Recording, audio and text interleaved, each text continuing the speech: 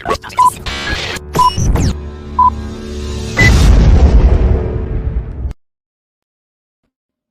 think, or not to think, is a cheesy rephrasing of a classic Shakespearean quote that we're just using as a jumping off point for a little thought experiment tonight.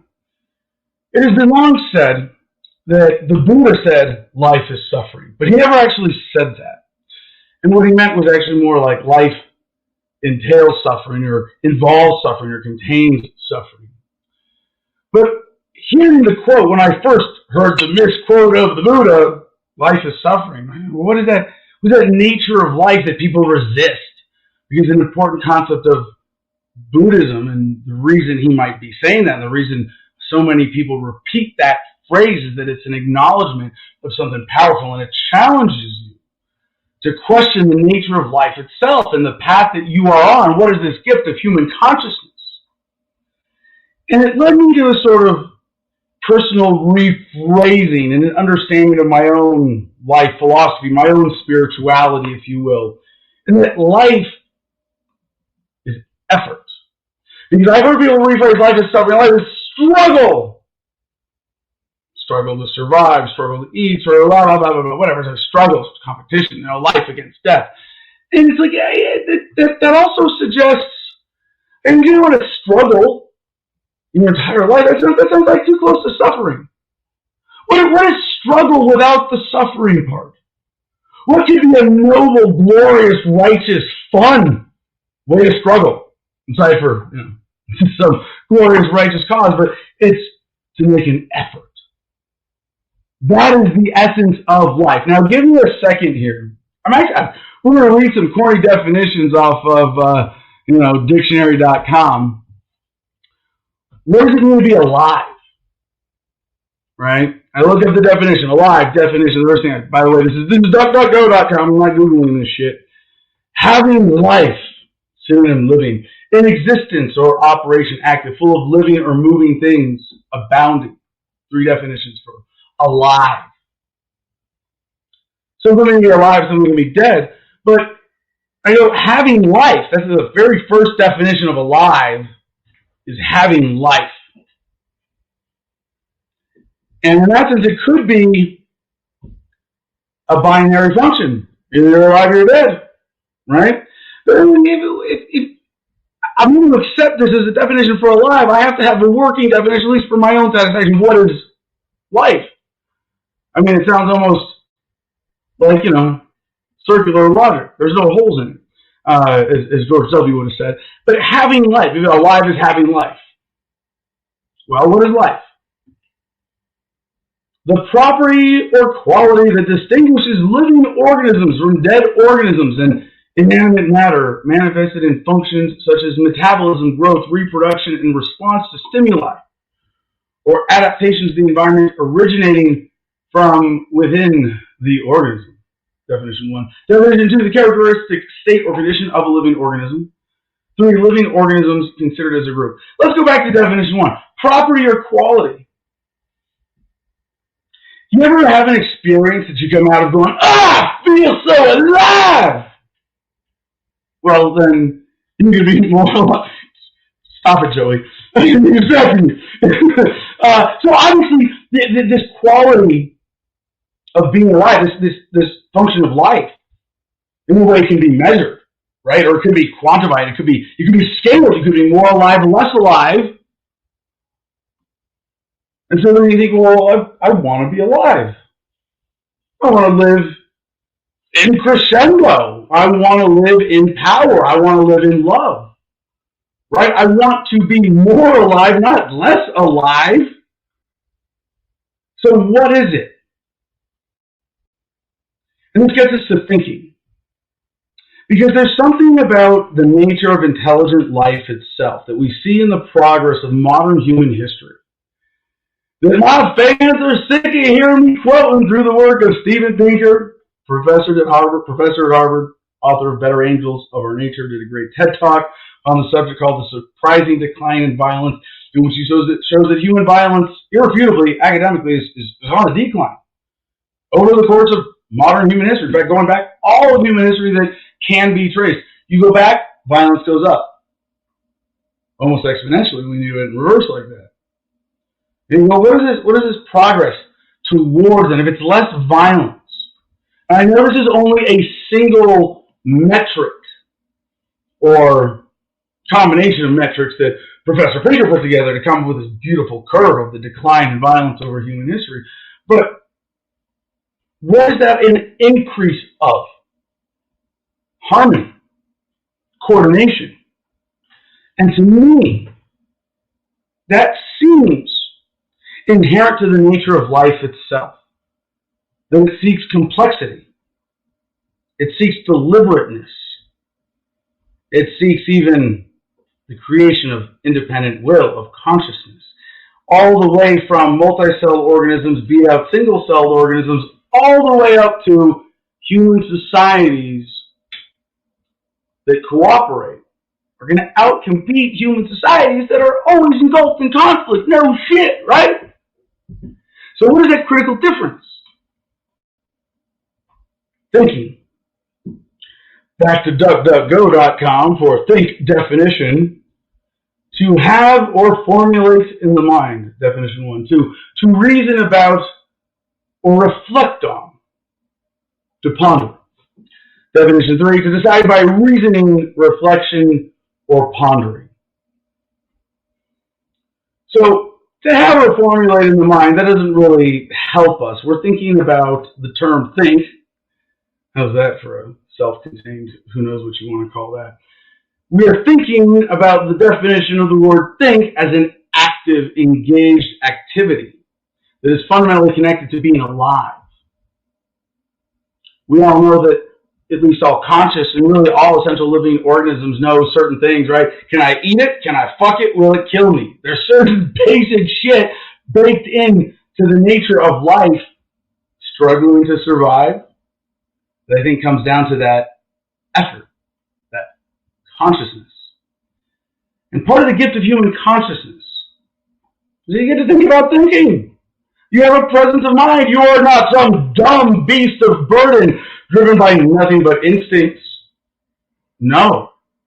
You have that gift of reason. So to think or not to think, well, you don't really have a choice.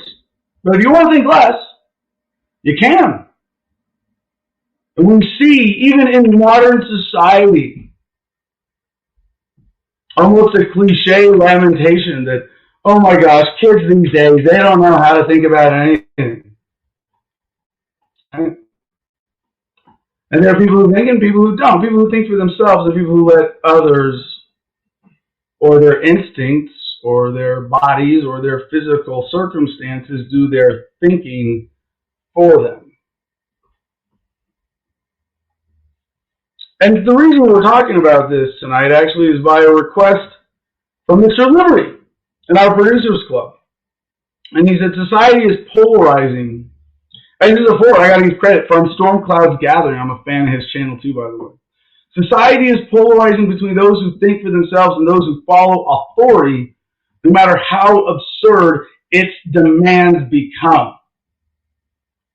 This conformist demographic is headed for a Darwinian moment. The sane just need to avoid being taken along for the ride. I think about that it's a book, right? The Time Machine, where the human race splits off into two different species, and there's like the fat, fluffy land dwellers, and like that creepy, bug-eyed creatures that live under the ground. If you understand evolution, it's not surprising to think that, yes, humanity could fork. I'm not suggesting that. I don't believe that's really true, but in a deep social, I don't think it's going to happen at a fundamental genetic divergence level. It could be wrong. I don't care to make a call on that. But generally, I'm much more optimistic. I'm really optimistic because of technology. Technology cuts both ways, right? It's fundamentally empowering for humanity, and our fundamental nature is to love and protect and to help each other. But at the same time, we know we have seen the great destructive power when technology assists government in pursuing its evil ends. But there are so many technologies that we take for granted when we think about the condition of the human mind surrounded by technology with access to the internet in the modern world. I mean, in the past, And I get to think about things and engage, and that would determine sort of my spiritual orientation, how enthusiastic I was for life. But now we are empowered in a new way. We have devices. Sadly, we have seen them turned into crutches, used as anesthetic to avoid that suffering inherent in life. But again, I think if you see that suffering as just a part of life, as the Buddha probably intended his original words to be taken, and you embrace this core idea that the nature of life and what makes life worth living is engagement. It's a kind of struggle, but really at its essence, it's effort. And what's the difference for a human with this gift of human consciousness? To think or not to think is whether to choose as a human being to be fully alive or not. And given what we are facing today as a species, we need all the brains we can get. That sounds like a zombie saying that, didn't it? I didn't mean it that way. We need all of you. We need everyone engaged. Without you, humanity can't meet our potential as a whole global human family. So I hope that this little thought exercise about thinking has encouraged you to be much more conscientious in the composition of your mind and what that means for the spiritual effort of being truly, fully, lovingly engaged in this gift of human life and human consciousness. And today is March 23rd, 2022. Hey, dear, I got through that in 12 minutes, but you didn't think that was possible. That's incredible. Yeah, you got that, Mala. You heard the topic for today's show, and you're like, yeah, we'll be starting in 30. Adam's going to run over his guests, isn't he? No. We got that one out. That was a lot of fun. Thank you, Mr. Liberty and Storm Clouds Gathering for inspiring that opening monologue. I think that's a good umbrella for looking at the world today, looking at, we had a party this past weekend. So we got to do producer's notes and smoke weed every day, but we have puppies to introduce. I wasn't invited. Yeah. The party. Oh, the party. The party this weekend? Yeah. The one you threw. Yeah, that one. Yeah, you won't be invited. I didn't get invited. It's ridiculous. But with that, let's get our producer Jim and go smoke weed and then get the puppies up here while Jim does the producing. What's going on? I just want to start by saying that intro was very thoughtful. I could tell you thought it through. You did that. Well done, Jim. Well done. All right, this is fun. Let's go.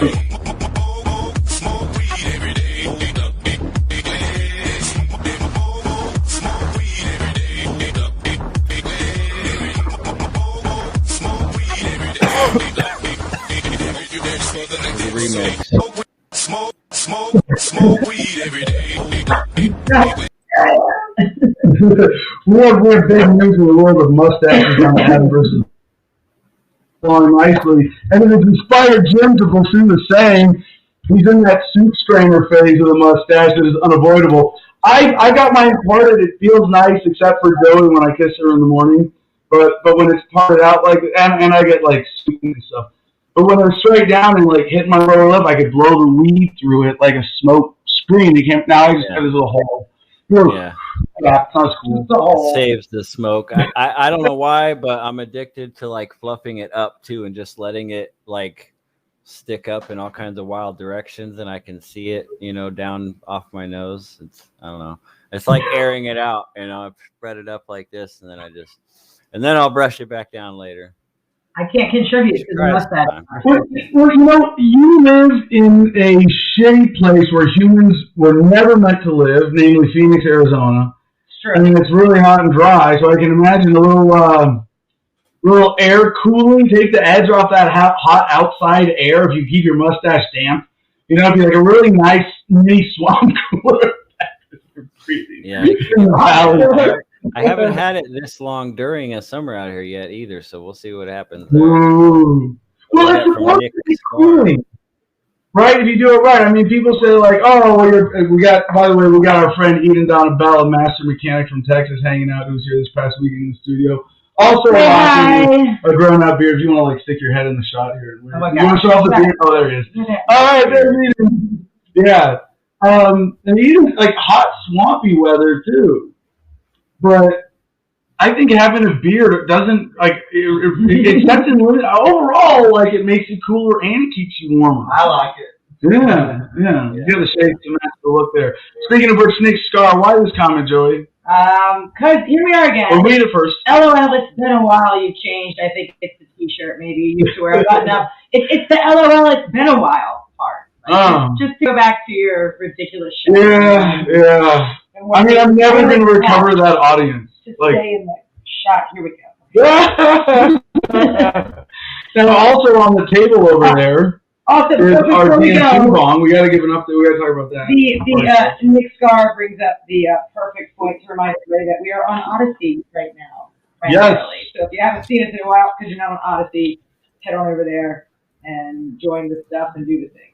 Oh, before we forget, we have two awesome guests tonight. Before we get into producer notes, two awesome guests for our show.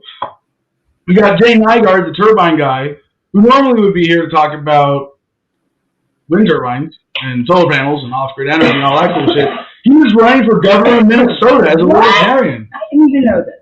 I'm excited about that. I mean, I'm endorsing him, like, obviously, both for the LP nomination and then for the general. I mean, we know him from working with him, from him coming out here to visit and install a turbine and being a work trade sponsor with that, essentially the show for 6 months, and just being a great addition to the show.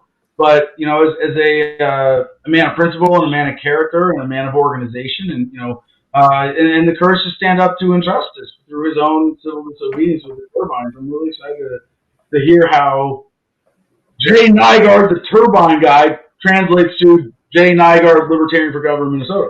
Also, we have Lieutenant Governor of Georgia candidate Ryan Graham. And I wonder why we're going to find out why he's running for Lieutenant Governor instead of Governor. He's certainly qualified. I assume it's because he's got someone on the ticket for the LP in Georgia who he wanted to let have that higher position. Speaking of higher position, did we still go to Fleet yet? Higher position. Getting higher position. Ryan Graham, I know from, I think through the LP before, but at least the earliest days of the 2020 presidential campaign when he was chair of LP Georgia and hosted the one debate that I won decisively, or the one debate anyway, LP Georgia's live debate. That was really fun. And so he's running for lieutenant governor in Georgia. I'm really excited to hear. I mean, of course, every time I have an LP candidate on, I'm going to give them a chance to introduce themselves, tell a story, talk about why they're running, and sample their messaging, and you know, talk about how it's going to play. But Ryan, we're gonna get like sucked into LP political shit. Let's get this out of the way. LP Disrespect for Authorities watching on Odyssey and says that Shane Hazel is running for governor of Georgia. That's it. And it's because that's an all-star team. Thank you very much for that update. We'll probably get into that a little bit with Ryan as well. But Shane Hazel is a military combat veteran, top of the ticket. Going to be awesome there. He's got a great media production. I should know if I'm going to say what's the name of his podcast. We interact on Twitter every now and then, me and Shane. He's the one who coined the term murder cult to describe the U.S. military, and it's fucking irrefutable. Really cuts to the heart of the truth. It's true.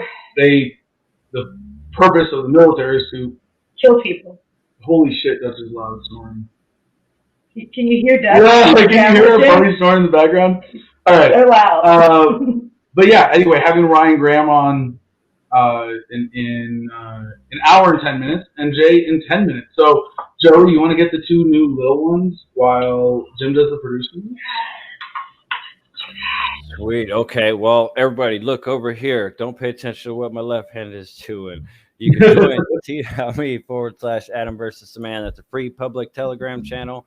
It's got access and great links to all kinds of other great channels in the libertarian community. So definitely get yourself involved and make that one of your first channels that you're joining if you just joined a Telegram. If you want to support the show financially, you can do so at patreon.com/Adam versus the Man. And as always, we're still showing support for HOMEFRONT BATTLE BUDDIES.org.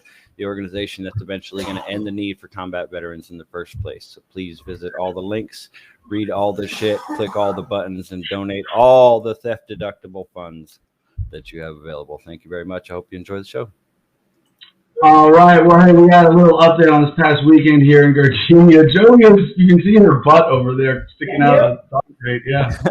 It is. It looks good. It looks really good. Back here, All right. Oh, there she is. So we had a fun little birthday party, a little late birthday party for me here. It was a camping party this past weekend.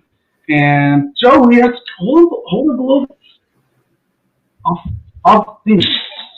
Anyway, one of the fun things I want to say is we advertise mushrooms, and we ran out early. There's a lot of hungry mushroom eaters here.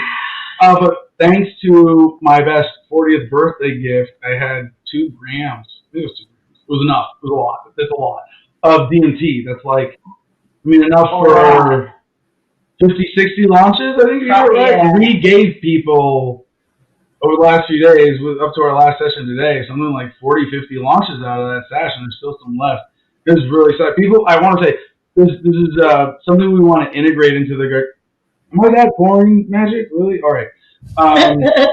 He was yawning on the one time he gets up on camera to yawn. Thanks, buddy. Yeah, I can put the audience to sleep. Anyway, so we had so much fun, and I that some of my friends were jokingly calling me the shaman this weekend, and I want to take the opportunity to refute that because, but also brag that I'm getting really good at helping people with DMT. But I'd say I'm administering or facilitating or guiding. And it's really important for me as a distinction that in that role, what I'm encouraging, what I'm facilitating is self-shamaning. So someone outside says, here, let me give you drugs and get in your head. And I know that not every shaman does that. And the term shaman is used in a lot of ways. But I don't even want to try to take that on because of this particular line. That a shaman takes an active role in healing you. I won't do that. I will take an active role in assisting you and empowering you to heal yourself. So I'll hold the bong, I'll hold the lighter, we'll dose it out, we'll make sure it's a safe stash, make sure you're in a safe environment, and trip sit while you're doing whatever you're doing here. But it was really awesome, something we want to develop as part of the Gardenia. We're going to build a separate building just for DMT trips. Yeah. Be a thing. Cool news.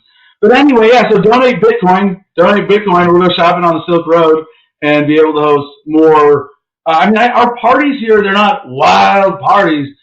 They're quiet, but they're wild with intense experiences. Very celebratory and lifted. Jim was here for most of it. He can attest.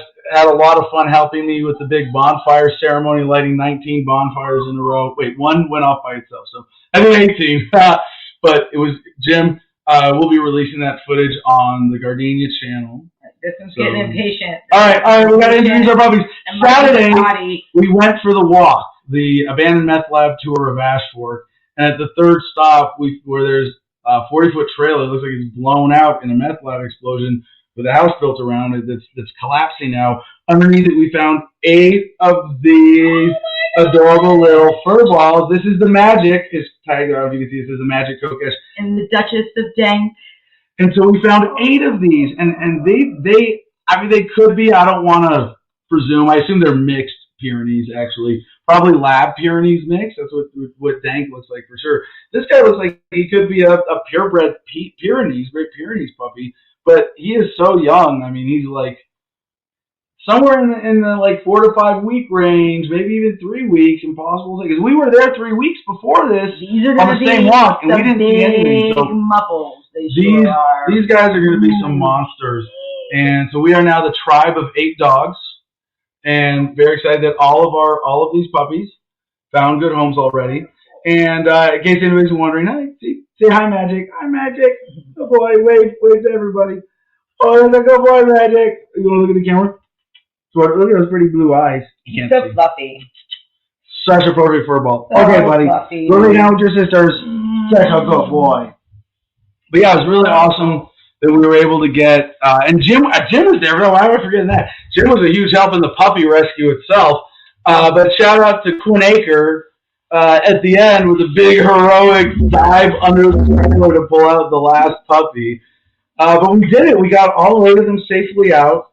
And just about the circumstance, I mean, when you find an abandoned litter of puppies, technically on someone else's property, there's certain responsibilities. But this was very, very, very abandoned property. Jim's got video. That's my hand out of where I busted the wheel well on that trailer that is our abandoned meth lab, stop number 3 on the tour. I'm luring them with food leftovers. And we got most of them that way, but the last one refused to come out. And actually for the last 3, we had to jack that trailer up on its side edge. And the house attached to it was like, I already had the roof caved in, but the frame and stuff and drywall, all sorts of crazy shit up there was like crumbling as we're doing this, bringing it down. Oh, there's me feeding one of the puppies some turkey leftovers. Oh, what a sweet puppers. Yeah, so Jim actually got me the Magic, because Quinn named his dog Puff. Another one's Dragon, so mine's the Magic. So if all 3 of them get together, you can say, Puff the Magic Dragon, come here. And it's not because you actually have a pet dragon. But Jim's in there, got the 5th one out. That was Magic. And he was the only one that was like freaking out. He wouldn't even let me like hold him. I had to put him on the ground and calm him down. But as soon as I did, like he was bonded to me, and you could tell. And it's kind of sad that these puppies could nurse a little bit longer. But here's the thing: even for giant breed dogs, and maybe even especially if they're out in this area and they're strays and they have a litter like that, they're probably not going to be able to scavenge enough food to feed them once they get to the size they were when we found them, or to create the milk to keep nursing. And so a lot of them end up abandoned. But even if they try to stay with them, it's like 99% odds they're coyote food or they're going to starve. So finding them out there was a legitimate rescue. And man, it was quiet. It took me a second to process all that. I'm like, whose dogs are these? Oh, fuck, look where we are. These dogs are coyote food if we don't grab them. So it was really cool, Jim. Thank you for being a part of that. I mean, unforgettable, epic experience, and I'm a 3-dog man again. Dalmor, Louise, and the Magic. You're muted still, Jim. But go ahead. What are you gonna say before we get our guest on? Well, I was just saying how that was an unforgettable experience, and I'll never forget it. And it was awesome. Yeah, and Falcor was there to help. For those who don't know, Jim is definitely a dog man. Yeah, Falcor had a good time. My theory was the last 3 stayed down there because they were the rest of their siblings had just escaped and they couldn't see them or hear them, so they were all scared, But once they got out, like the one you took, once they got out and realized, oh, okay, these aren't a threat, they were happy. They were all snuggles during their bath. Their first. Yeah, they got a bath right away. They got food. They got puppy formula. And they're living the dream right now. They're being treated like royalty. They're loving it. Yeah. Oh, yeah. They went from being born in like a freezing wind, from at least 3 weeks ago. It was snow on the ground out here. Oh, there they are again. Just the 2 puppies. Oh, Magic and Dank, Magic. All right, good puppies. Thanks for joining our epic adventure here in Gardenia. They're going to be the Gardenia guard dogs. Even if they're not Pyrenees at all, or purebred Pyrenees, just based on you can tell how old they are from their teeth and their claws and their general shape and how comfortable they are walking. And they're actually really smart for whining when they need to go to the bathroom. We had to drive one of our guests all the way back to the Vegas airport. I did that. A little bit of an accident. I was just going to be dropping in Kingman for a shuttle, and then that fell through. Thanks, COVID. Biden. Zelensky. But yeah, anyway, so I ended up driving him all the way to Vegas, and he whined twice to get out and go to the bathroom, and he did, and it was great. He didn't go potty in my car, so yeah, pretty amazing. Very smart. All right, we have our guest ready. Oh my gosh. Yeah, Mr. Nygaard is backstage. Turbine Guy is backstage, so let's do it. All right, well, we're going to come back with some fun stuff with G.I. Mary Jane and Jim later on the show to cover some news stuff. There's no good news. Nothing to go on. World War III is kicking off. Woo, who cares? No important things. Are we supposed to bring a dish? to the revolution? Yeah, we used to joke this weekend. It wasn't my birthday party. Thank you for coming to our World War III kickoff party.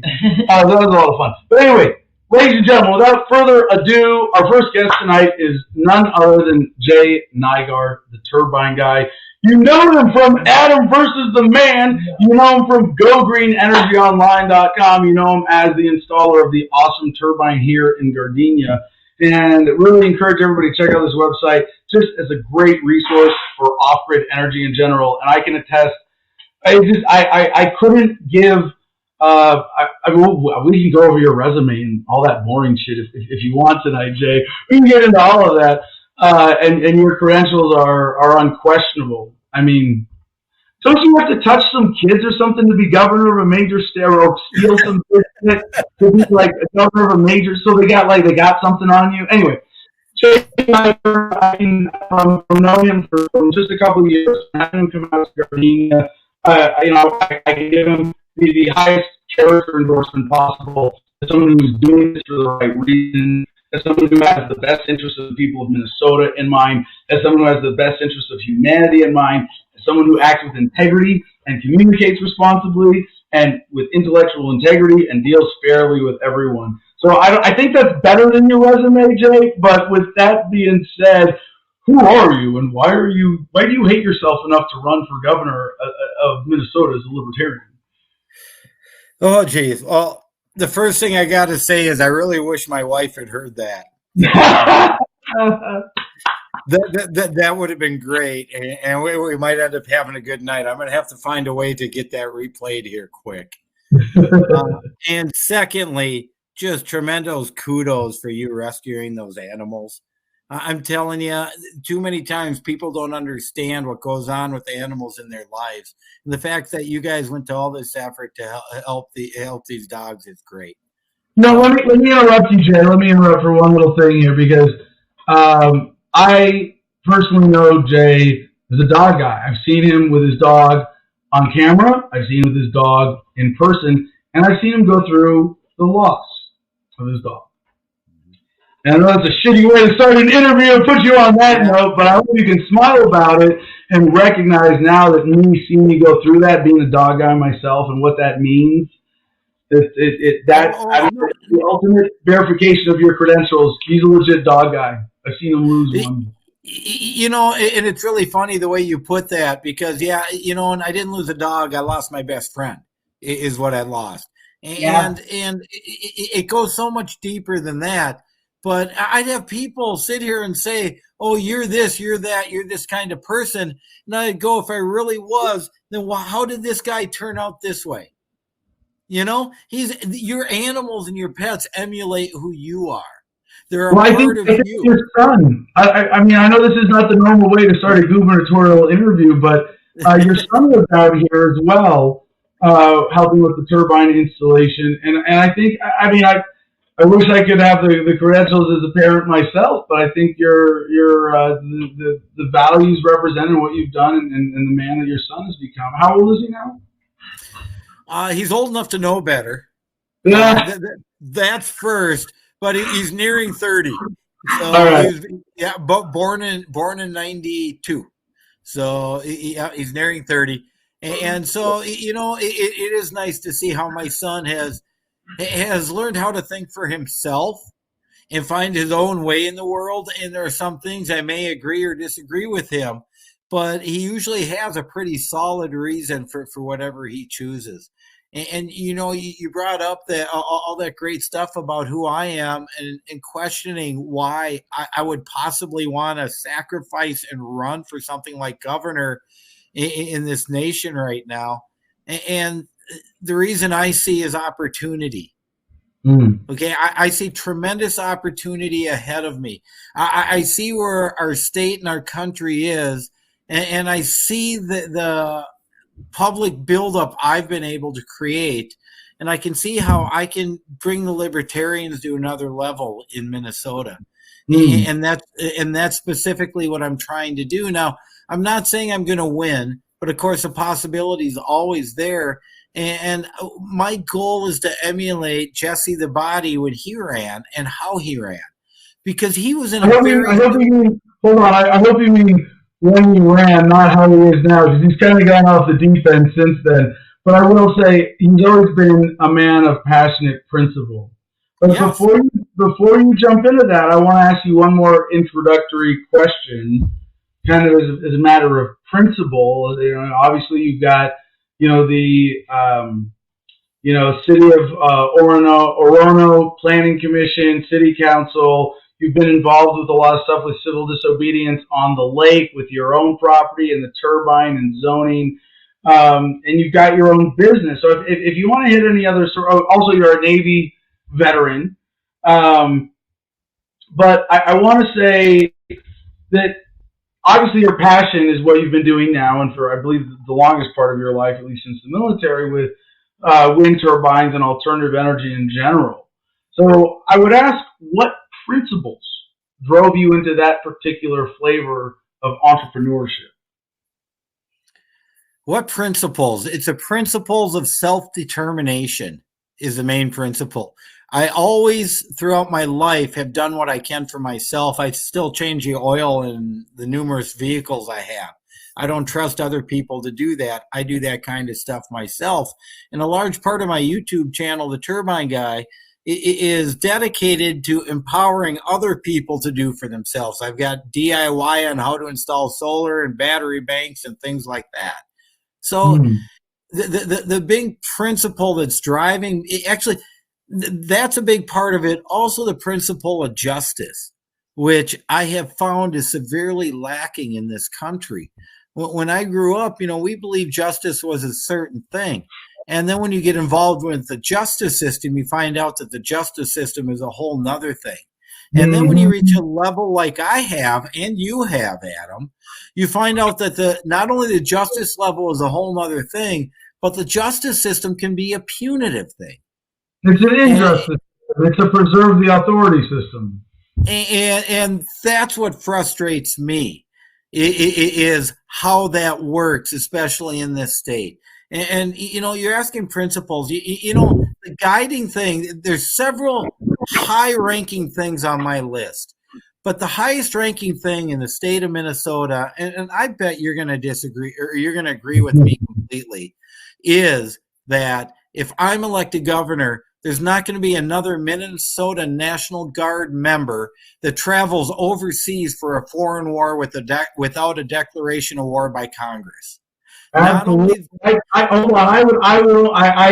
see where you're going with that, Jay. I agree 100%.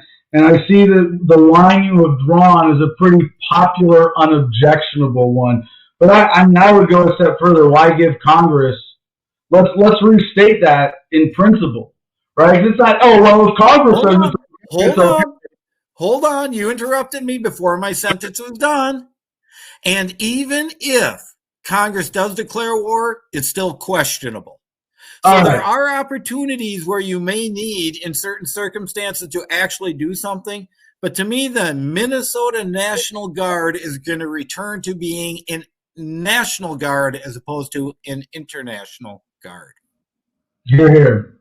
Very, very well said. Numero uno. Yeah. So second. Hold on. Second. I am going to immediately write an executive order to form commissions to determine who is in jail in Minnesota for nonviolent drug offenses. And those people are going to get out of jail for either pardons, commutations of sentences, or however we need to get them out of our jail. So our economy is not supporting moral judgments. Absolutely. Okay. All right, number 3. Yep, that's number 2. Those are 2 big things. I think those 2 are really going to drive me to a popular sentiment. But there's still a lot more I have. I know a elderly lady near me whose property taxes keep increasing because people keep building bigger houses. Now, she's lived in this house since she was a kid, but she's going to lose a house because of the increase in property taxes. You know what? State of Minnesota needs to find a way to cap a property tax in a house so older people aren't forced to move out specifically because of things built around them. And not only that, the state of Minnesota needs to revisit its whole tax schedule as to why we are so overtaxing us. We end up with billions and billions of surplus every year. We need to lower the overall tax rate in Minnesota. Now, I think a lot of people in Minnesota, especially voters on the left, there are a few of those there, might see Go Green Energy online, look at your credentials and alternative energy, and say, well, great, we're finally going to have a governor who's going to get the government to spend all this money on alternative energy. But I don't think that's where you're going with this, is it? No, that's actually a really good point. I'm going exactly where you're going, but instead of saying the government's spending all this money, the government's getting out of the way. We're going to find ways to empower people to harvest what's available to themselves. You know, there's something else you're going to agree with. The government does create one thing, and it's very good at creating it. And what it creates is misery. No matter what the subject is, the government creates misery. And people said forever, when the government comes, says we're here to help, you got to run the other way fast. And that's the problem. We need to get government the heck out of the way so that people can do for themselves. And my wife, my son, my whole family are the perfect example of people who simply wanted to harvest the energy available to them. But for some reason, the government and the judicial structure were against that. That's something I definitely aim to change. Yeah. Now, the most powerful part about your candidacy in that issue is that you can tell your personal story and say, I tried, and government actually stopped me, and I fought them, and they didn't back down. They kept being assholes. That was the nature of government in Orono. I can always say the name wrong. Is that right? Orono. Yeah, you don't say the second O because it's one of those weird Minnesota words. Like the watch. Yeah, right. Don't get me started. But that doesn't. I want to challenge you. As if I'm playing that typical liberal voter. Oh, you're an alternative energy guy. Why shouldn't the government spend more on alternative energy? What's your soundbite response to someone asking? Why should the government not spend more on alternative energy? Because the government costs more in every single damn thing they do. There's a boat sitting across a lake that's about to get moved from the landing to where it belongs. The government got in the way of doing this, and the government solution was $74,000+ to move this boat a whole quarter mile. The gentleman who's going to do it within state statutes is going to do it for under $4,000. That's specifically why the government does not need to be involved. So, what are you hoping to accomplish then? And short of victory. I mean, you still got to win the Libertarian nomination. Do you have competition? Yes, Chris Dock, who's a longtime Libertarian up here, who I have absolutely nothing bad to say about. I like his beliefs. I like his character. He's a good guy, but I just see the opportunity right now where, with the publicity I've had with the boat across the lake and my YouTube channel getting almost to 9,000 subscribers and all the other stuff. And actually, there's something you haven't even heard. We are now in federal court with the city of Orono over them criminally prosecuting us for failure to obtain a permit to replace a driveway of all things. Wow. Now, we went through trial, and my wife got a lawyer at the very last second, and I told Greg that, you're really going to thank me because I handed you the easiest win you ever had. And sure enough, halfway through the trial, she was dismissed for lack of probable cause because she had nothing to do with it. And then I was found not guilty at the end, representing myself pro se. So we're in federal court, and we just got at the appeals court level. And it was so much fun watching three honest-to-goodness federal judges who cared about the Constitution and the law go after the city attorney as to why they weren't following it. So in this campaign, we are going to have a victory in the next couple of months. I'm predicting, I'm hoping.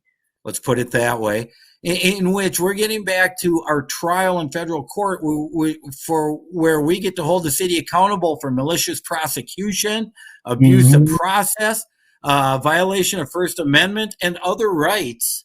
So the whole point of all of that I just said is me and my wife and my family have sacrificed our sacred honor and ourselves and our financial wherewithal for everybody else. Because if we don't win arguments like this, everybody loses. And that's what we're in for, is building and supporting rights. And we're fighting with our own money to do that.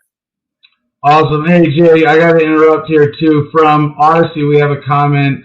At Tom the Turbine Taylor, I only made that account just for this interview, just to make that comment. He said 2 Minnesota voters here. So, hey, Joe's going to be watching the comments. He also has a question. He'd like he has already. I was going to say, questions from Minnesota voters have priority right now. Would you eliminate income theft? Income tax. Tax.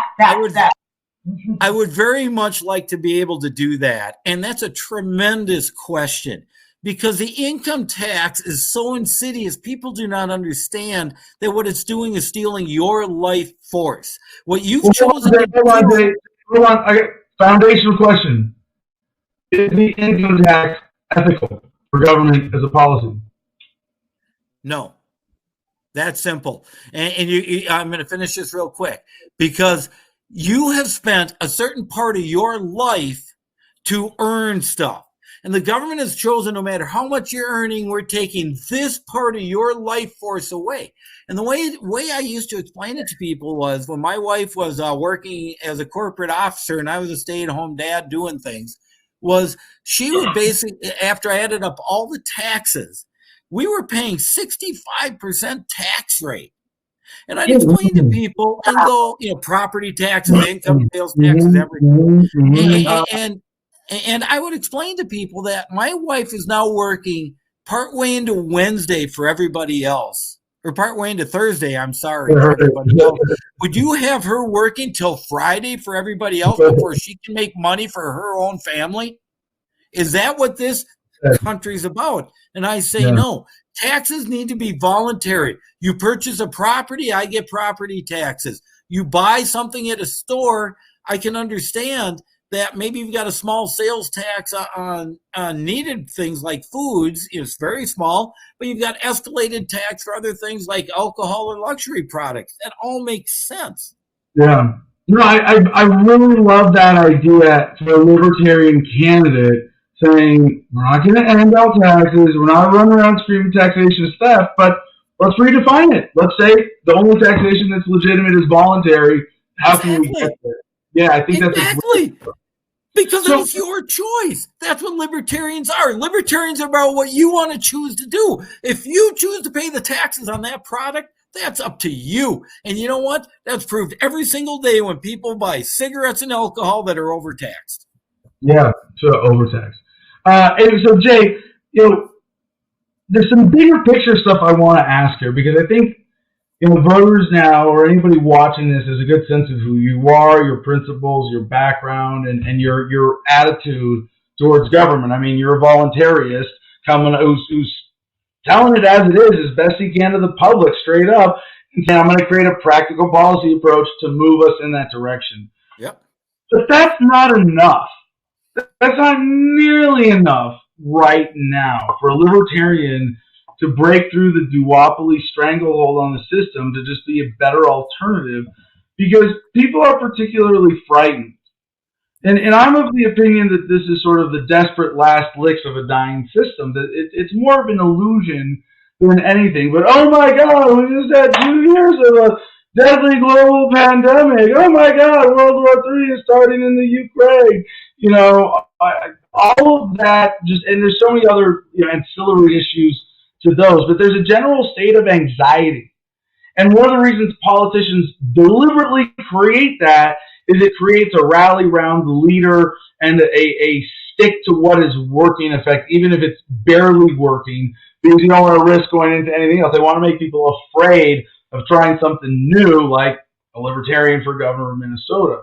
So can you touch on where you see humanity right now? I know that's not an issue for the state government of Minnesota, But if you are given the authority of the governor of Minnesota, how do you see that fitting into the context of global events, and how do you intend to use that as a leadership position in what we're going through right now? It's a very good question. It is all encompassing. And unfortunately, like you stated, being a governor of Minnesota, you're limited in your abilities. But I firmly believe, and I've always believed, that you lead by example. And if you set a good example, others will follow. And I don't want to harp on Ron DeSantis, but what he's done in standing up with what's going on is something that really should be emulated by the Republican governors. And I don't see it happening. But what I can do as the governor of Minnesota is show that there actually is another way to do things. And I can do that by setting the example for other people. And that's my whole goal, is to set that example so that people can specifically see that there's another route, that you don't have to be alarmist, that when things like this happen, like viruses, you can treat them like anything else or what's happened before, and you find your way through whatever crisis approaches you with calm instead of hysteria. No, it's a great, I want to say almost non-answer, because part of me is going like, but Jay, don't we need a centralized plan for freedom? Don't we need leaders to take charge and steward society through these times? And it's like, no, we need people to lead by example. And this is a tough thing. And I want to say, I think personality-wise, you and I have a sort of artificial humility built in by social expectations. But in all the ways that I value the life that I have built for myself as a beautiful expression of my values, I think that yours is too. And I don't think you should be afraid to say, I'm here to lead by example. I'm not Jesus, but I'm a damn good contrast to everybody in the old parties. And if everybody acted like Jay Nygaard, Minnesota would be a lot happier. Exactly. And that's exactly what I'm here to do. You know what I'm here to show people? I'm here to show them I'm just like you. You know what? I'm not perfect. I got plenty of problems. I grew up with plenty of problems. I've lived plenty of problems throughout my life, and it's helped develop me to where I am, just like everybody else in our world. And I'm not going to deny any of those. I'm going to admit those issues, especially if people bring them forward. Not only am I going to admit them, I'm going to talk about them as to this is why we need to do something. Okay, this is why we need to do that. I'm not going to play the hide and dodge. I'm not going to be the politician. I'm always going to be myself. Well, we have a question from Susie. Yeah. Where do I get flyers and signs to hand out? Well, why don't you talk about the overall timeline of your campaign and the strategy, and then we'll have flyers and signs to hand out. But also, let's get everybody who's watching this, who's in Minnesota, who can get to the Minnesota State Libertarian Party convention, right? Go ahead. Right. Absolutely. Everybody needs to get there. A week from Saturday, the convention starts. I'm on the list. I want to be voted a delegate to Reno, so I very well may do that and drive out there. Excellent. Yeah, so I'm excited about that. But I'm more excited about Sunday when the governor thing comes up, and that's going to happen. And I haven't invested a lot of money or effort into all the side stuff that goes, because it's so important to me to get the Libertarian nomination. So that's where my focus has been. And once I get the nomination, I'm going to blow all of that stuff up. So like Adam said, let's get to the Libertarian convention a week from Saturday and Sunday. Let's get me nominated by the Libertarians so we can move forward and we can all have a voice, just like I'm saying. Well, let me ask then the question from the perspective of a Libertarian Party state delegate to the Minnesota State Convention. Are you going to be a full-time candidate? How hard are you going to work? What kind of candidate are you going to be? What kind of effort can we expect from you if you get the nomination? Another very good question. I'm getting tired of this, Adam. You're challenging me. Okay, you're challenging me. But my candidacy is going to be directly related to how things go, I guess. And my goal is I have a super appeal to the younger population. And that is with my YouTube channel and my green energy stuff. Not only that, with my YouTube channel, I've got a huge appeal, just not only throughout Minnesota, but the country. So I really plan on bringing, like you, Adam, a lot of people in to help support me. Yeah. I plan on doing Hey, any actual Minnesota delegates, I will help Jay with fundraising and promotion and everything else I can. So you got me in his corner too. Yeah. There you go. There you go. So that's all important. But the way I can see us winning this election, and the important things to do are two things. Is I want to run the election like Jesse did, because Minnesota has a law that says if you donate $50 to a candidate, you get that back from the state. So we want to get people to start sending all these little contributions in. And how we're going to accomplish that is, considering I have this tie with the younger generation, is I'm going to be a social media maven or bitch or whatever you want to say. Okay? I'm going to blow up social media. I'm already all over YouTube. We're going to take that template and we're going to spread it everywhere. And we're going to swamp these older standardized candidates with the social media blitz like they've never seen before. It's very interesting. As a political science hack myself, I very much appreciate that you've done the homework on the race, not just looking at Jesse Ventura and looking at the current lay of the field, but looking at specific tactics that have worked in the past, and I hope you can make those tactics work for you. Now, Jay, I know you can't keep your eyes out on the screen for the whole interview, but I want to give you the chance, if you want to look the camera in the eye for just a minute, if you're up for it. I think voters want to see that. Take your hat off. Take your hat off. No, my hat is me. Yeah. I know. You're going to wear that hat as a governor candidate to all the debates and forums. I mean, it is who I am. I want to see your eyes, man. I want to see your eyes. I want you to take a second to, take the last few minutes that we've got here. And Jim, why don't you go ahead and get his website up here, Go Green Energy Online. He doesn't have a campaign site, but this is his primary credential, and it really is an important leg up, as you've heard, in the strategy of this campaign. But Jay, take just the last couple of minutes we've got here and look people in the eye and tell them why they should be supporting you in this race. Why you should be supporting me.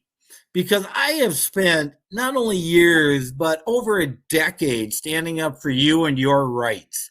I have spent my money, my life, my time, and my effort to try to get the judges and the communities around here to follow state law, to follow statute, and to support what not only the constitutions, but the law says. And that's been the biggest struggle. That's just part of me, though. That's the public part. What else have I done? I've raised a family. I've been married over 30 years. I've got 2 wonderful kids who are succeeding in the world. And I can't tell you what that has done for me and who I am inside. That's my private life. Now, you get beyond that, I do suffer from PTSD. And I'm going to tell everybody that. I'm going to be upfront because I always have been. And that goes back to childhood abuse as well as what happened in the military. And it's something I struggle with and I deal with. But, I'm a survivor. I've always been a survivor. I survived that. I survived the military. I survived other things. And you know what? I've survived the persecution going on in my community, and I'm still here and I'm still standing. And you know what? That's why you should support me, because I'm here to support you. I'm a survivor, and that's what I know how to do. Beautiful. Well said. I'm just sending another link to Jim to get this on there. We've got Go Green Energy Online up on the screen there. You've got an email, ways people can get in touch with you through that, of course. But and the Turbine Guy. Go to my YouTube channel, the Turbine Guy. Give me thumbs up. Give me subscriptions. I'm blowing it up here. And you know what? I'll tell you this, I bypassed Spike Cohen for a while. Now he's past me. But when I run for governor here, I'm going to jump past Spike again. So I got my own private competition going on with subs. Nice. The other website I just want to point out real quick for anybody who's in Minnesota, given that the state convention is coming up in a week and a half, and it is on their homepage, April 2nd and 3rd, is the military state convention, and the website, can Jim get it on screen before I'm done, lpmn.org.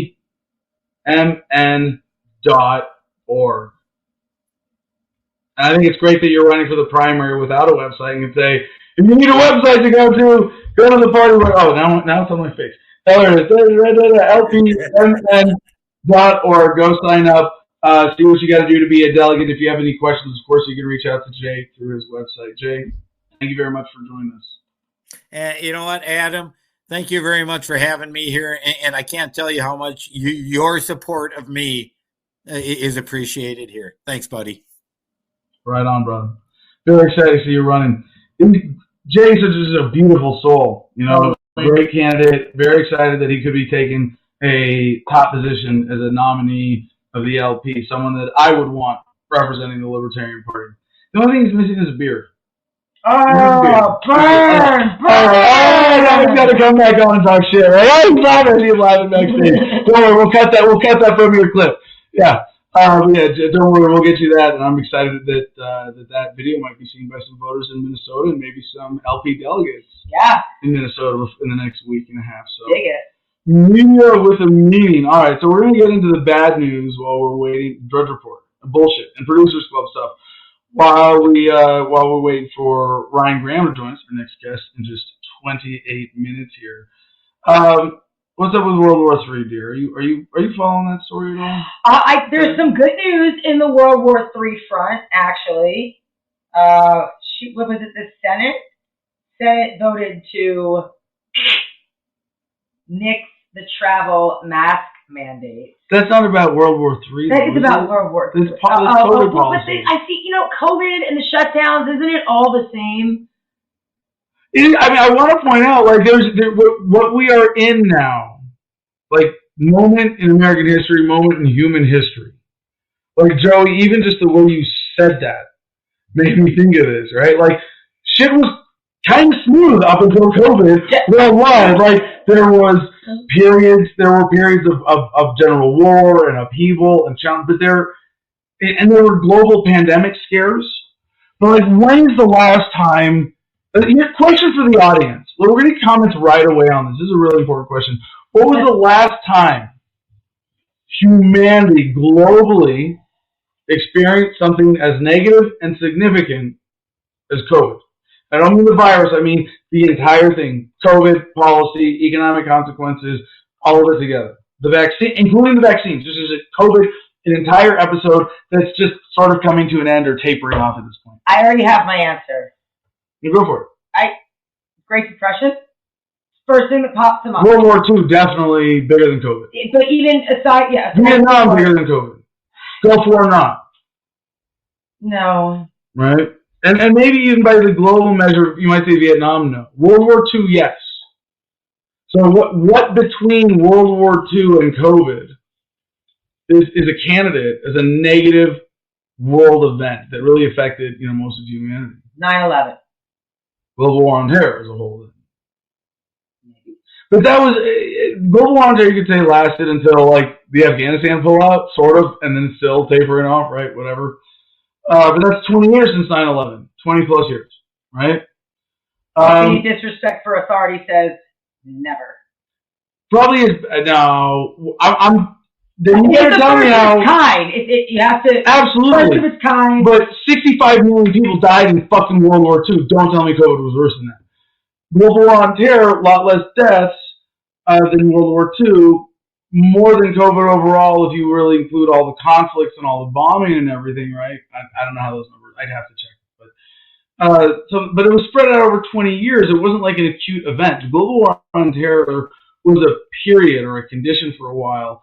And you can say it had global effect. It was, after all, the global war on terror. but it was nowhere near the acute or discrete kind of events that you can say World War II was or COVID was / is, right? I don't think the Gulf War or Vietnam, I mean, those are American and sort of regional experiences for humanity, and I don't think any of them are on the scale. I'm being very subjective here. I don't know all the death count numbers, but I can definitely say COVID as a whole was a war on drugs. Of course, Joey's going to put that on screen, right? Yeah. War on drugs. The answer is up. It's war on drugs is similar because it was global, which is really fucking weird, by the way. But it's been going on forever. I don't know. Right. So let me make that distinction here. I will grant you organized revolt on Twitch.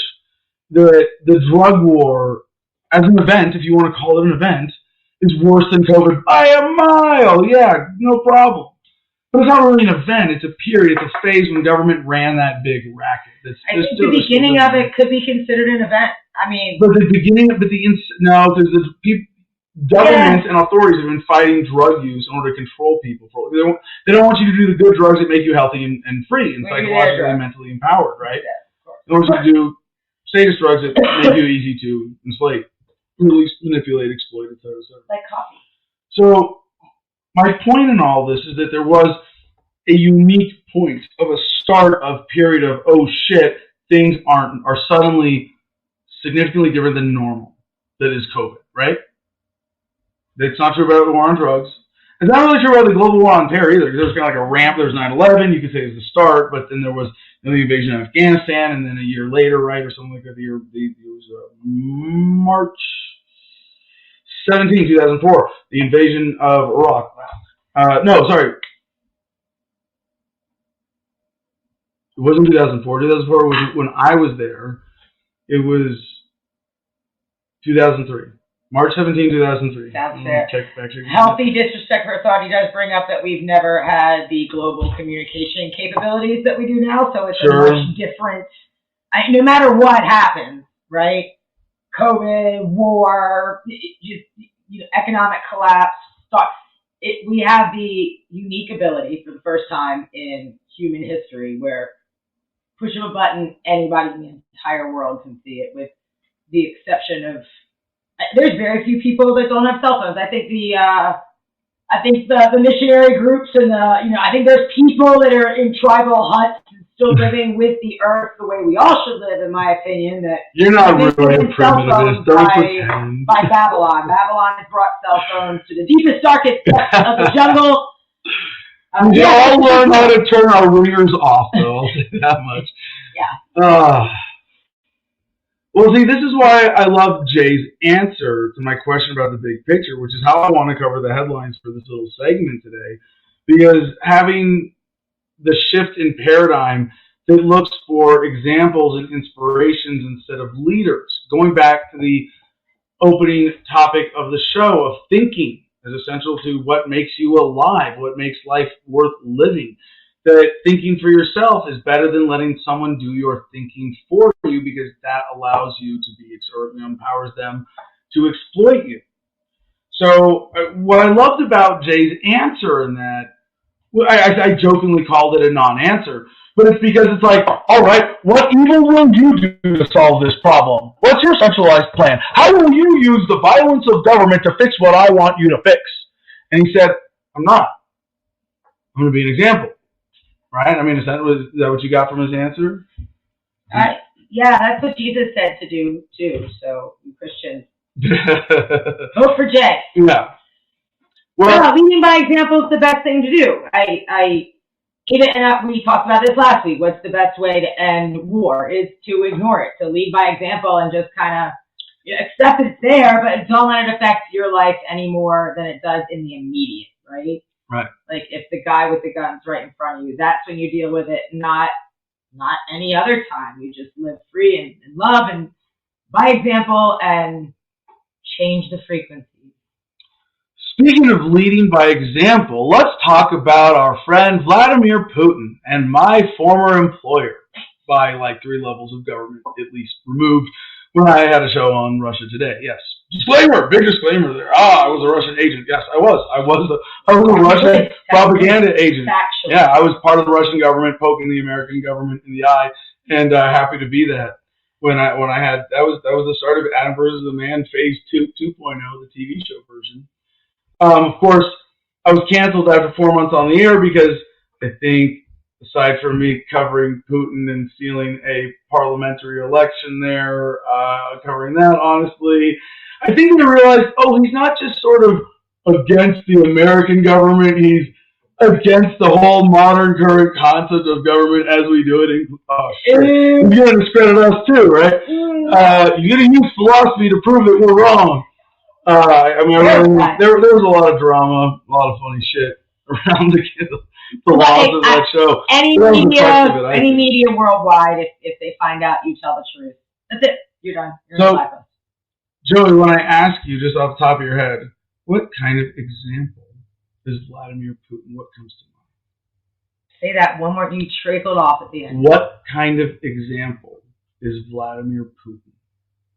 When I ask that question, just what comes to mind? I don't know. He's a bad example. He works with the government. That's the only thing that comes to mind. I don't pay attention to his policy or what he does or anything. You don't think topless Putin on horseback? That's badass mean. You don't think about Putin? He's sexy. He's a good-looking man. That's great. He saved underwater relics, scuba diving himself. He went and he did that, and he's another brilliant macho man photo op. Didn't Gary Johnson climb Mount Everest? Yeah, but doesn't make him any better. Vladimir does better pictures. Facts, yeah. So thinking about the average Russian, what kind of example does Vladimir Putin set to them? A strong example. Strong man leader. Yes, he's a man's man on his horse with his diving in his gear and his strong words and his big stick. And Exactly. So think for a second about the history of Russia, just the 20th century. You go back to World War I, massive losses, massive realignment. You go to the collapse of the Soviet Union, you go to World War II. Tens of millions of Russians died in World War II. I should look this. It came up this week in a conversation. If you look up World War II Wikipedia, they have the death breakdown. Give me just a second here. So in World War, this is really one of the untold parts of the narrative, except from the fact that the Holocaust wasn't actually deliberate extermination. Yes, I'm a revisionist. Surprise, surprise. The victors who write the history don't always tell the truth. Russia and the Holocaust. YouTube would be this is not where I know what we're already Thank God we're not there. But for, let's see, total dead, according to Wikipedia for World War II, from 1937 to 1945, so just cutting that off at that period, over 61 million. Let's see if I click on further details. World War II casualties. Here we go. They got a great infographic. Soviet Union. That is crazy. Allied civilians made up. This is really fucked up. Because the mythology of World War II is used to justify the modern American military-industrial complex, including all of its satellites. And I'll point it out again. The Russian economy is, we did the numbers last week, a 30th? It was a 19th by the most recent numbers. Yeah. It was the most generous numbers to Russia. It was 1/19th the size of the American economy. That's the economic ability they have to support their military. There's one measure of it, at least, right? And a pretty good standard one, if anything. But this chart, you go to World War II casualties on Wikipedia. Allied civilians. And a lot of this is distorted by propaganda and history, but Allied civilians. Joey, are you looking at it? No, I'm already what percent of those 61 million were Allied civilians? It's the biggest single chunk. I'm 70%. No, 58. But yeah, I was setting up to be my first guess was still 50, shocking, right? But yeah, it's overinflated. Okay, so 70 is probably closer to the actual. You add up Allied military. That's 25%. Jeez. That's 83. The fucking winners of World War II represented 83% of the casualties. Axis military and Axis, remember, Germany, Japan, Italy, 13%. Not a win. Axis civilians, 4%. Unless you're a psychopath and your goal is population control. So Just Russian military. Let's see. We'll go to the table here for this, because they have every country that suffered losses, and this was when it was the Soviet Union. Let's see. Their population was 188 million. And what is it there? They have, sorry, I apologize, I didn't prep for this. Military deaths from all causes, total deaths, here's the third column. 20 to 27 million. 20 to 27 million. It was like a third to half of World War II deaths were Russians. Yeah. And let's see, they have civilian deaths, military deaths, so military deaths from all causes in Russia. Well, I don't want to get too far into the breakdown. It's roughly 10 million, 10 million, 10 million for military deaths, all causes, civilian deaths due to military activity, civilian deaths due to war-related famine and disease. That was Russia's experience in World War II. You see what I'm doing this, Joe? Is it coming together now? Okay, then Cold War, right? And the United States, the big bad military, that set this up as it was a bipolar world, literally, in terms of superpowers, two poles of powers. It was Russia versus, no, it's not. And it always has been a shadow superclass pulling strings on all the major powers. But if you want to look at it that way, Joey, no, it went from almost bipolar to unipolar to now back to bipolar with China. Not yet, but as a rising economic power. So on some metrics, I think they've already exceeded U.S. GDP. Shit's all over the place with COVID statistics, but last time I checked, it was roughly the same size. They were a little bit behind the U.S. Whatever. So when you think about the mythology of the Jewish state and the Jewish people too, right? Why did it become such a warlike, aggressive state?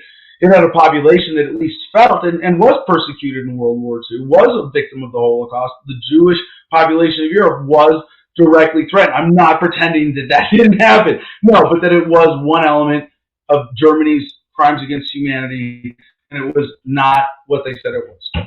But pretty sure Russia had it worse by almost every metric, or at least the people of Russia, I should say. According to that chart. Definitely according to that chart. And then they end up with a tiny little economy.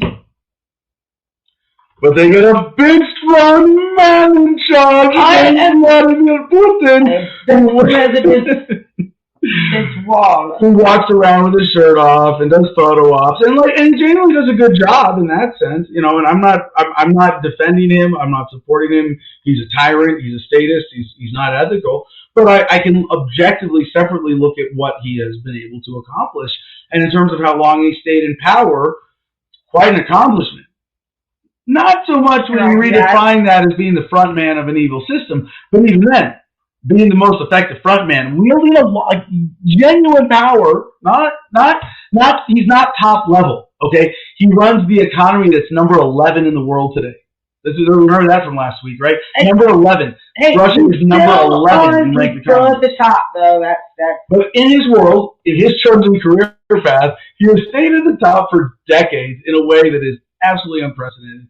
And I see the headlines about him in the framing of this in the Western media, right? To bring it back to talking about World War III, because now I want to share this. There was a meme. I put this meme on the channel about it was like the 10 laws of war propaganda, and I shared it because I see it so vividly right now. And this is from Arthur Ponsonby. I never heard about this. And it was just a meme, fun food for thought. It was in the @VolMemes, voluntary memes. I love that Telegram channel. Yeah. I love that channel.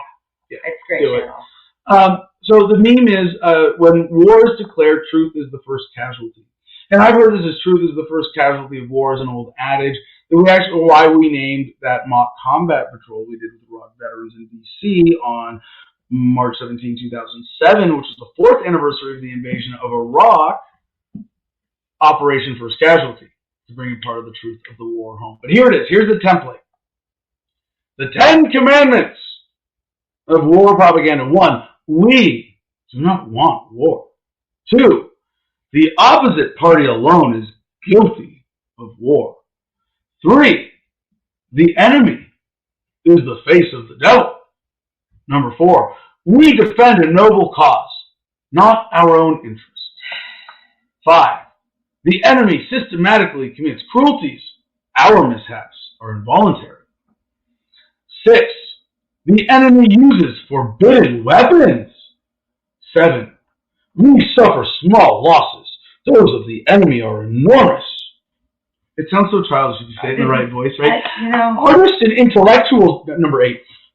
Artists and intellectuals back our cause. I'm going to say it like that for now. Number 9, our cause is sacred. Number 10, all who doubt our propaganda are traitors. You're either with us or against us. You know what? I go, oh my God. It's fucking childish. And when you can read, so I've been reading the headlines about Russia, Ukraine, and reading between the lines. And when I saw this meme, I was like, click, yep. So, I mean, just looking at, like, and Drudge Report used to be, as a news like, he used to share more from Alex Jones. I haven't seen anything from Alex Jones on Drudge Report. Now, well, that's saying, maybe that's saying more about Alex Jones at this point. But at least Drudge Report used to mix in with its mainstream media coverage and aggregation of headlines a decent selection of independent and alternative sources that gave you kind of a balanced narrative from reading the Drudge Report. And it was a value to the internet, to humanity, that we had the Drudge Report. We had this awesome news aggregator that allowed you to get a sense of what's going on in the world very efficiently. It doesn't exist anymore because now it really is a corporate line. It really, like, Drudge Report has really shifted from mainstream but really skeptical to just whatever the rulers want us to say. Do you want to know why? I think they got to. Because, well, yeah, we at some point, if you get too big, you need more money, and if you need more money, it don't matter. If you get too big, you play ball or they kill you, or they don't metaphorically kill you. They take you out of the conversation. That's it. You know, I got to the edge of that and got censored down, right? And I'm kind of relieved. It could have gone the other way. Could have gone the Michael Hastings way. Look up his story if you don't know Michael Hastings. But to Drudge Report today, headlines for the last, I don't know how many weeks, have all been just Ukraine. I don't think it's taking a break. And that in and of itself is kind of dishonest. And I love that I have these meme channels that I'm subscribed to on Telegram, because it gives me a lot of the greatest memes are showing, like we mentioned this last week, like Zelensky's the hero, and we've got a picture of him with a helmet and a flak jacket and a t-shirt, like walking through trenches, looks really badass, right? And the captions of the Western media were like, Zelensky, touring frontline positions or some shit like that. It was a photo from a photo op he did a year ago when there was no combat going on. And I'm not trying to defend Putin, because all his territorial claims are all bullshit. They don't work with me. Could Putin possibly pull some shit out of his ass that would win me to his side? I mean, I think he's going to pull something out, but I think it's going to be the crash of the dollar. I still think that's what he's ultimately, I think that's his bigger strategy. And, if there are any comments in here, Joey's still watching, I encourage the audience to jump in here. Do you have, insight on this level? Because this is, I think, the important way to look at what the mainstream media is trying to tell you.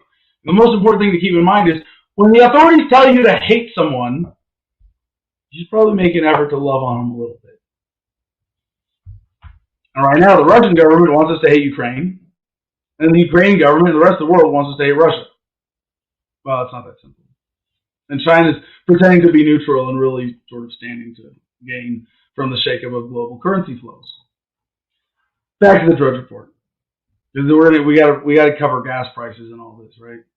To bring it back to something a little more practical. I want to bring up healthy disrespect for authority. Brings up there's a video of a guy in a body bag unzipping to get out. He thought that is actually that's a couple weeks old. We mentioned that last week too. It's a couple weeks old, but it's a good one. It's actually from a climate change protest in Vienna in February, and somebody dubbed over that it was different. So it's actually a news report of a bunch of protesters intentionally laying down in front of the Capitol with these bags on them for climate change protests. So this reporter jumped in front of Vienna, nowhere near Ukraine. So, that's the other thing, back to healthy disrespect comment before. We're at a unique time now where we do have all the connectivity in the world, but humans have always been deceptive. And we're going to run into that in more mass like this. Before we get to the headlines here, just for a quick skim, I want to address one comment from Organized Revolt on Twitch. A lot of the footage coming out of what Ukrainians are doing to people are pretty horrible. His grammar, not mine. But you got to be just as skeptical as that. And remember that even if there are real atrocities being committed, and I don't doubt it. There are a lot of people on both sides who have incentive to lie, make it worse. As the media, just to get your attention, and as governments to get you to think that they're important and that you need them for protection because the world is a scary, war-filled place. And there's been like video game footage passed off as shit happened in Ukraine. You're like, get the fuck out of here. They're not trying to scare you. You have to disconnect from this in order to beat the bullshit. And this might be too much of an abstract metaphor for people, but you know, like in Buddhist meditation tradition, they say, don't be your thoughts. You are not your thoughts. You can meditate and let your thoughts flow and be intense, but part of the point or one objective in one approach to meditation is be the observer. Step back. See your thoughts. Process. See your reactions. See your feelings. Take a moment to step back. And I'm like, oh, if only humanity could do this right now. But at least you can do this if you listen to Adam versus Man. And if you read between the headlines and you see like those techniques of war propaganda really explain so much of what we're seeing. And it's very tempting to think there's a righteous side, even as a libertarian, as a moralist.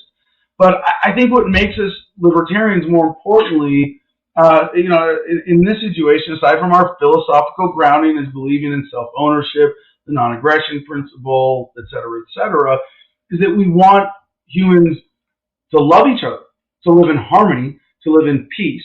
We want interactions to be voluntary so that in a free exchange capitalist sense, we can maximize value. We want peaceful exchange of not just goods, money, services, but love, time, attention, affection, all of these other rich elements of the human experience that go away with war, that you let them take away from you when you put too much energy into it. You got to keep an eye on it. I'm not saying ignore shit that might be a threat. Yeah, we've got this dangerous thing laying around called government. Make sure it doesn't hurt you. Although I would say living like this, the way we are in Gardenia, is the best way to protect yourself. This is a great place to watch World War III from. The sun is setting. The birds are chirping. The sky is beautiful. The kittens are birthing. The puppies are being rescued. Like all that happened. We did DMT and mushrooms and LSD and loved each other and rescued puppies and had a good time and built community here. You can still do all that. And as long as you can do all that, that is way more important than reading about the news headlines. So with that, let's read some headlines. Right, all right, real quick example. Putin's defense minister vanishes. This is part of a thread of stories. It was the aliens. His whole government and his country is deserting him. No. Dissent brews over leadership. Witch hunt among inner circle. Top advisor quits and flees. And this is to the Putin is incompetent narrative. No, he's fucking not. And you look really silly, Western mainstream media, when you try to make Putin look incompetent. And if he is doing something like, and again, I'm not debating the facts, but if he is doing something that appears incompetent, it's only because you don't understand his strategy yet. Yeah, you gotta give him that credit. Either he's being set up as a pawn of the super class, the banksters, the real string pullers, and he's being set up in their strategy, or he's executing a master strategy because he has been a master strategist in politics his entire life. He is not a dumb man. Oh, what were the headlines last week? Oh, he got COVID. He's stupid from COVID. Okay. Ally warns of nuclear dystopia. Russian troops turning on each other. Quote, shit show. Squads ordered to kill deserting soldiers. 40,000 killed, wounded, captured, MIA. Guarantee you that number's fucking inflated. And goddamn it, everybody who's lying to get people more escalated in this conflict as opposed to de-escalated. The blood is on your hands too. You are fucking instigating the greatest evil that humanity is capable of. You could be honest.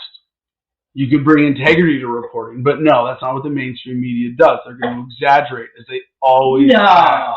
Look at, everything in the era of the global war on terror, all the way back to all of human history reporting on war. I was watching something on this, and I forget who the podcaster was, but he said that the days of Walter Cronkite were the end of truth, if there was any in the media. You know, he never voted for the president because he wanted to stay impartial for his viewers.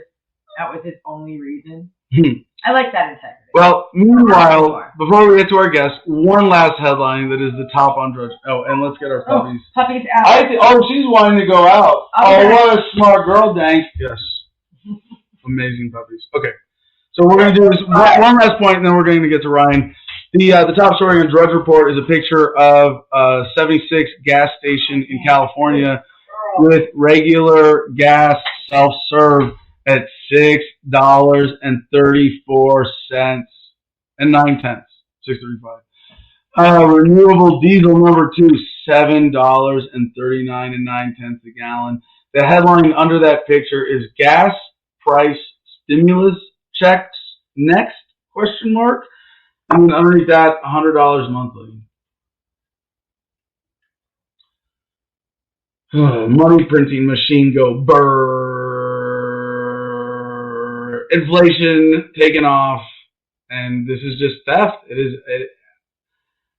All the more reason, hey, if you get a stimulus check, buy crypto, buy silver, start stacking shit of real value, because I don't have faith that the dollar is going to last long. With that, our next guest tonight is none other than my friend Ryan Graham, longtime Libertarian Party activist in Georgia, wearer of many hats within the party. Are you your chair right now? I'm chair of the state party, yeah. He's the chair, doing double duty. He's also running for lieutenant governor, supporting Shane Hazel at the top of the ticket.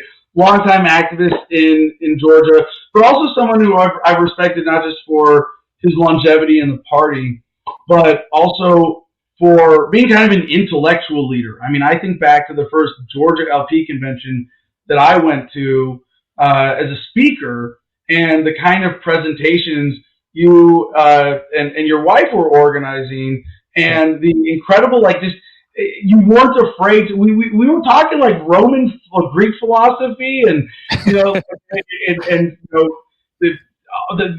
ideals in public speaking. I mean, it was really really beautiful. I respect you not just as an activist, but an intellectual keeper of the party's ethos. Well, I appreciate it. I always like it when you come around, man. It's always a good time too, you know.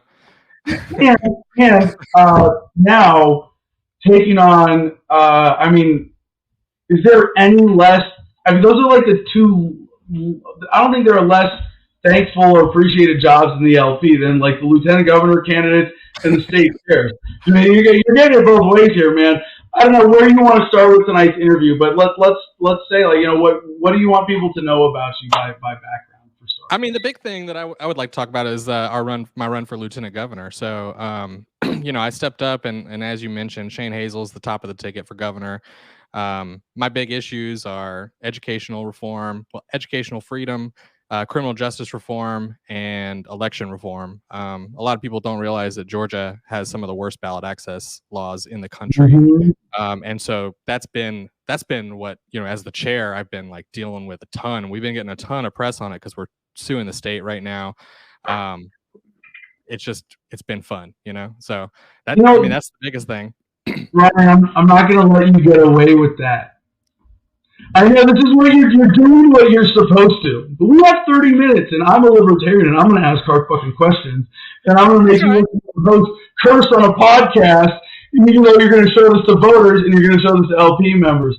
But no, you are guilty, sir, of a typical libertarian fallacy, especially among candidates and activists, that the typical voter already cares or is interested on an intellectual level the way that we are. And most of them actually are more libertarian than honestly, in some ways, a big chunk of America is way more libertarian than the average libertarian activist because they're just like, nah, I'm not going to care about government. Oh, but if there's a guy I trust and I like and I think he's got good principles, I can vote for him. So we're going to get to know you a little bit first, Ryan. So no, that's good. And I like the conversational stuff better. I wasn't ready for a 30-minute presentation. I like the conversation style. Don't worry, I like hanging out, We'll come back to your pitch for the delegates. But when did you first become chair? 2000. Oh gosh, it was a year and a half ago, I guess, or 2.5 years ago. It was longer than that. No, I was vice chair. So I only started getting involved in the state party in 2016. That was my first ever convention. So 2016. So you're like, to go from 2016, tell us the course, because that's pretty fast. How did you wake up? How did you change your paradigm, or did you? And then how did that lead to a career of newbie? You said I'm a longtime activist, but they make fun of people and say that like those people who show up like are the ones who get thrust into leadership, and that has absolutely been true in my case. So you've been showing up hard from the beginning. What's that? You've been showing up hard from the beginning. So I showed up in 2016, and I felt like I wasn't ready to take on any kind of leadership at all. And so I didn't take any executive committee position. I didn't take any officer position. I didn't run for anything. I just took it in.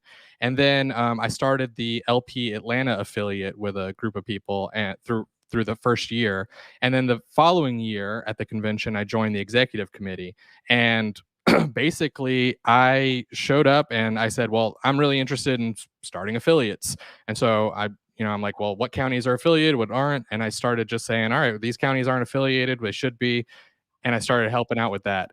And it was maybe 3 months in, our vice chair basically said, I'm out. I don't really have time for this. And everybody was like, well, Ryan's doing work. So like, hey, Yeah,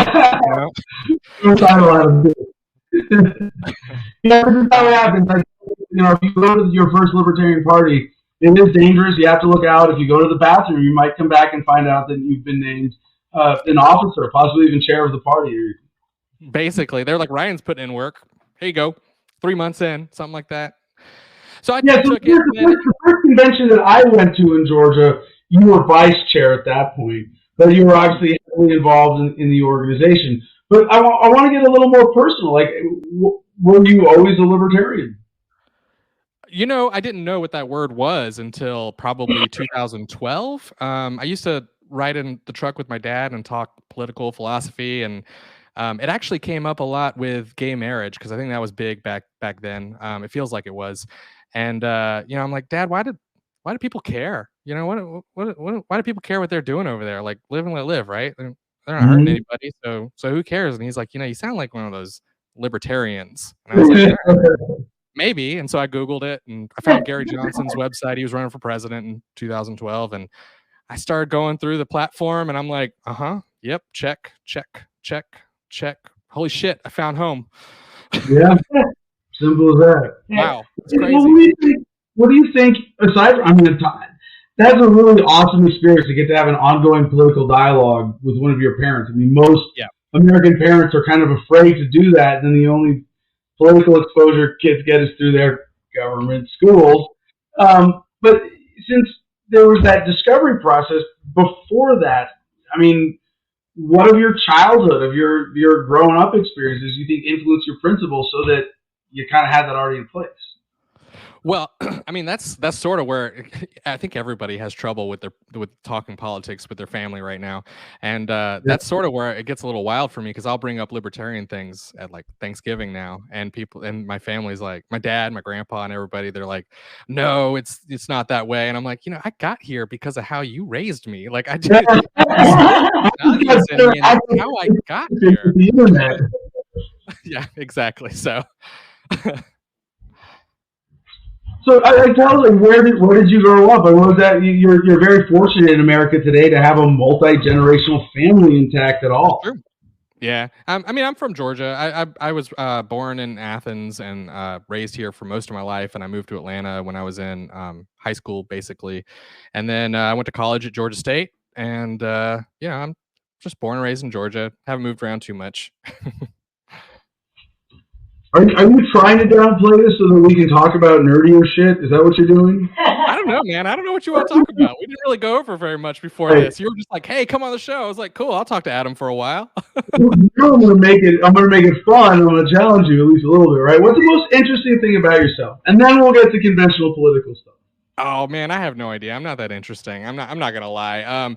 The thing that's interesting about me is, I guess, that I am very passionate about this thing, and I basically have put all my effort into libertarianism and the Libertarian Party since about 2017, right? So like a year in, after getting my feet wet and all that, I mean, I've just basically been like, where are the opportunities? What can I do?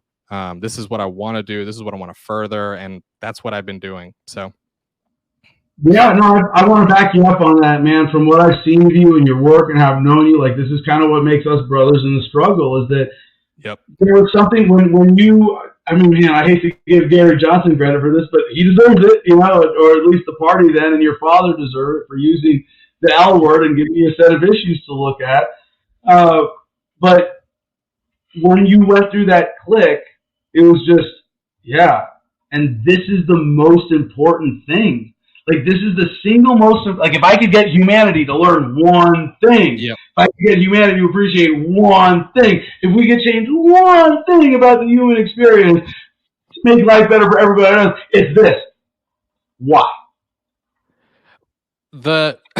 So I come at libertarianism from a framework of humanism. I value the human condition, and I'll go out there and I'll tell everybody, people are as diverse as their number. Every single person on this earth is completely unique. And yeah, we have our like cliques and we can group in certain ways, but we're all unique in some kind of way. And I think that libertarianism really embraces that, and we should embrace that. And I think that makes us stronger as, you know, a human race, and that we should embrace that and stop collectivizing the way that we do, and really just embrace individuality and the strengths of the individual and push those things forward, you know? Mm-hmm. Beautifully said. That was better than any political answer to any political question you could have given. Like, well, I actually care, so. You care. I mean, this again, to the sort of typical American voter. My campaign manager, shout out to Elijah Gitzarelli, Libertarian Party, Rhode Island, would say nobody cares what you know until you know until they know that you care. And I think what you just articulated is why libertarians care about libertarianism very, very well. And I wish every voter, even before they understood, you know, what we're suggesting, what we're proposing, anything about our ideas, that we have found an idea that is so compelling that we give our lives to, like, really thankless jobs of organizing behind the scenes. So we're just gonna leave Graham for GA. That's Graham like a cracker. You know, I won't forget it. Graham s'mores. We had s'mores this weekend too, didn't we? Graham4ga.com. We're just gonna leave that up. I want you to talk like that for 17 more minutes. That's your challenge. And then, so I mean, and that individualism is why educational freedom is the top plank in my platform. And you know, Republicans will talk a game about school choice, and then they fail on even that. And school choice is just a brick in the road on the way to what I'm saying educational freedom is, because you need to open this whole thing up. The way that kids the way that we all learn is so individualistic, and we need to allow an exploration. We need to allow different educators to innovate and come in and you know, make changes, and you know, don't just sit in a desk. I have a 5-year-old, and we took her to a kindergarten camp over the summer just to see how she'd like it at a charter school. So it's a, you know, it's a public charter school, and we asked her, you know, how the day was. She's like, oh, it's kind of boring. And I was like, oh, okay, what happened? Did you get to go out and play? And no, we didn't have any recess. I was like, so what'd you do? Well, we sat in a desk all day. A 5-year-old sitting in a desk all day, you know, and to me, you know, maybe that works for some. I doubt it actually works for very many. But we ended up taking her to an unschooling, for lack of a better word, school, where she plays all day, and she gets to tell her facilitator, which is what their teachers are there, what she's interested in. And then the facilitator basically presents her with more information about what she's interested in. And so she's constantly just like, exploring different things and having different ideas presented to her, and getting to handle those things. And it's and she comes home happy all the time. She came home depressed from that other place.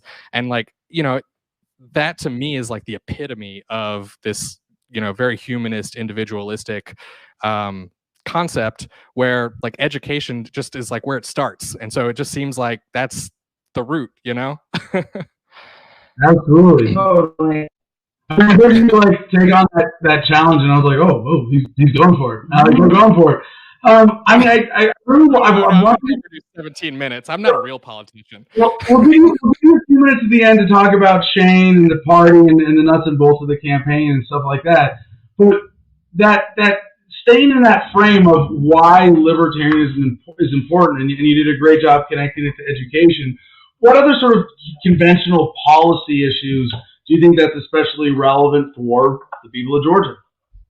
Well, criminal justice is the obvious second thing on my platform, because throwing people in cages for while they're behaving peacefully is just it's incredibly immoral, and we should definitely be striking at that every chance that we get. So cannabis is the easy one, right? We're all pro cannabis. We get made fun of for it all the time, but I mean, legalize all of it. I got asked when I was running for public service. I'm not pro cannabis. I'm super pro cannabis. Man, I've been hitting gummies. I stopped smoking. I started doing edibles, and that's working out for me. Not on podcasts. I'm not a good guest when I'm high. So. That's your personality. I can respect that. But I've seen you pass a J. I'm better with a PBR or two in me on a podcast, so that'll be my drug of choice. Well done. That's the kind of politician we like here. I think that represents like an important shift for, when the Libertarian Party says we're offering alternatives to the duopoly, it can't be, well, we're just like them, except that we have these different issues and policies. No, we're fundamentally fucking different people, and the American voters need to know that about libertarians. And you're a very sort of mild-mannered, professional, bespectacled version of that. For this call, that's. But you still are unafraid to make it clear how you're different. So back to criminal justice reform, please.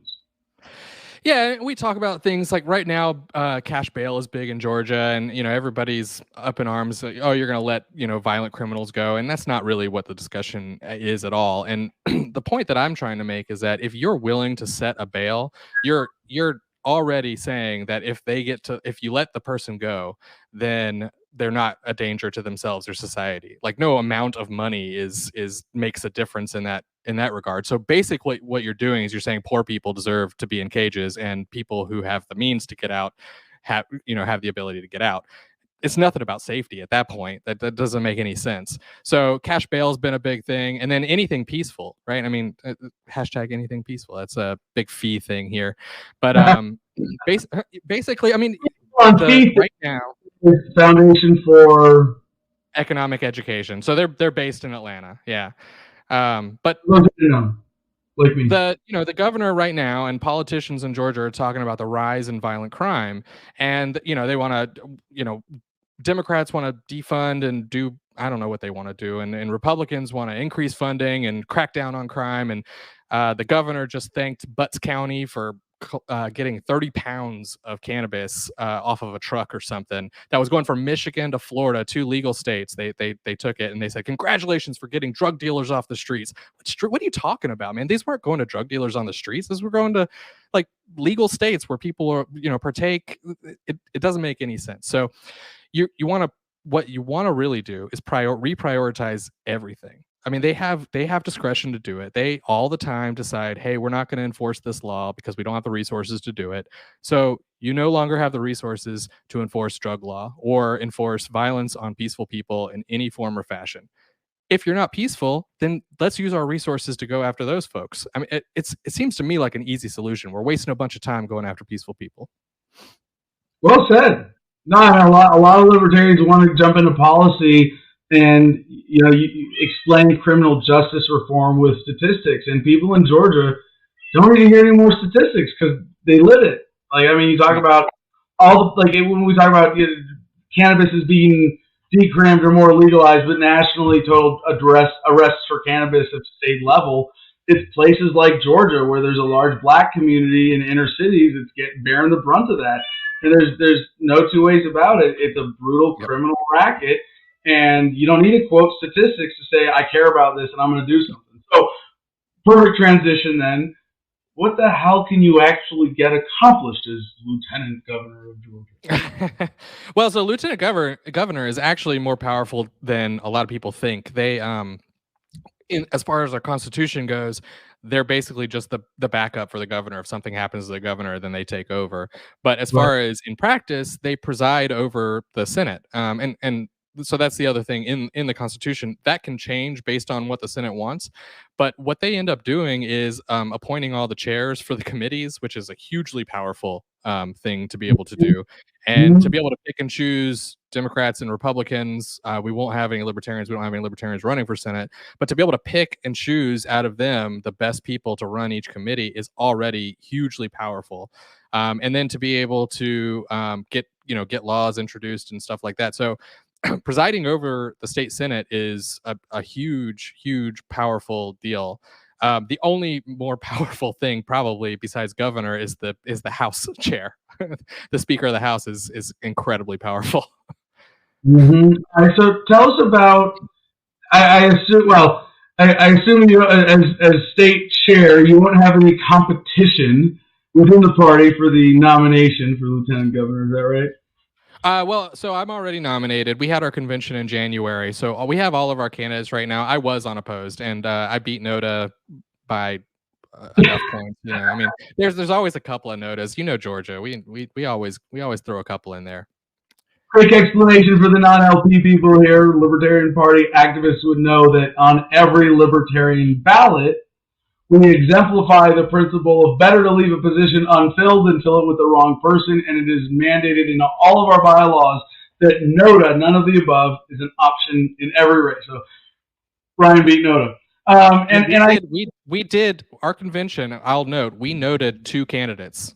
We 2 people came up and gave speeches, and we it's like you go up in front of a bunch of libertarians and you start otherizing. They started saying, well, you libertarians should do this and that. And everybody's like, no, you're not going to represent us.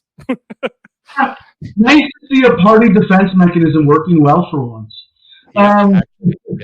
So Shane Hazel, someone I know is a fellow military veteran and podcaster and activist, and also through my touring and time in Georgia. And I think we've done a couple panels together, actually, on other people's shows. We've both been on each other's shows. Yeah. I mean, pretty exciting to see him at the top of the ticket. Can you tell us about how you work together as a team and with the party itself? Yeah, no. So I actually met Shane when I was running for Public Service Commission. Him and his campaign manager. So he was running as a Republican in the U.S. House 7 in their primary, and he came down to my campaign kickoff just to kind of see what it was all about. And I started following their podcast after his race, which was called Rebellion at the time. And basically, I just kind of kept in contact with him, and I kept on telling him, hey, man, like he kept saying rhino. He kept calling people rhinos. And I was like, I think, man, if you look left and you look right and you look around you in the Republican Party and they're all rhinos, like maybe it's time that you just consider that you're the rhino and that the Republican Party just isn't what you think it is.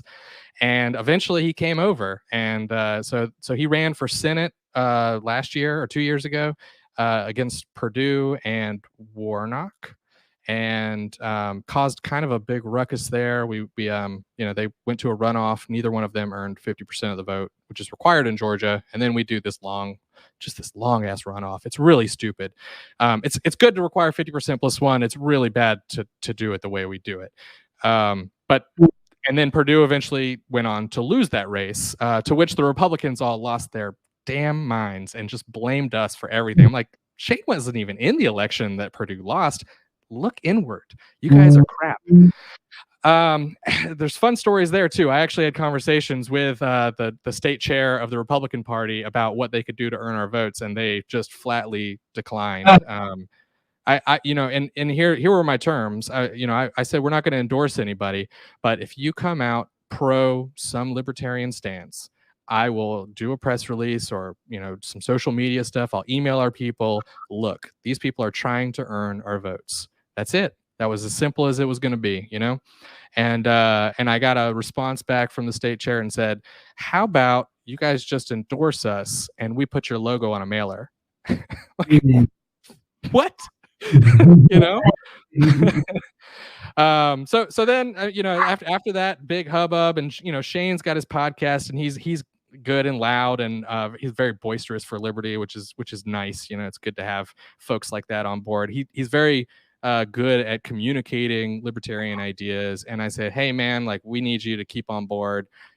You're gonna run for governor, right? And he was like, hell yeah, let's do it. So that's where we are. All right. Second to last question. The last one's going to be the harder one. Why should Georgia voters support you for lieutenant governor and other libertarian candidates there, like Shane Hazel for governor? I think it's what you were saying. We're different, right? People want to say that we're conservatives, or there's even a section of the party that they would say are just a bunch of lefties. Coming at it from a humanist, I've gotten that one, even though I guess my rhetoric doesn't come off that way. But we're different, right? We're not conservatives. We're not progressives. We align on some of those things, but we don't. We challenge on a lot of other things. We think about things differently. So my campaign slogan is strike the root, which I'm you and your listeners probably have heard that plenty. But it's all about like finding the root causes. They have heard me quote the original Thoreau that comes from. 100 for every 1,000 striking at the branches of evil, there is one striking the root, and that is very apt in differentiating libertarians from anybody else in politics. Because you want to go in, and they're very reactive, and that's what the Democrats and Republicans do. They react, and they don't think about things like what Bastiat was saying with the seen and the unseen. They just keep on creating more problems instead of looking for the root causes, which is usually them, and eliminating it. So, we end up wanting to go in where like the Democrats and Republicans think the answer is politics. We come back and say, we want this power so that we can just diffuse it right back to the people, right back to the individual. And we mean it, So that's why you should vote for libertarians instead of the R's and the D's.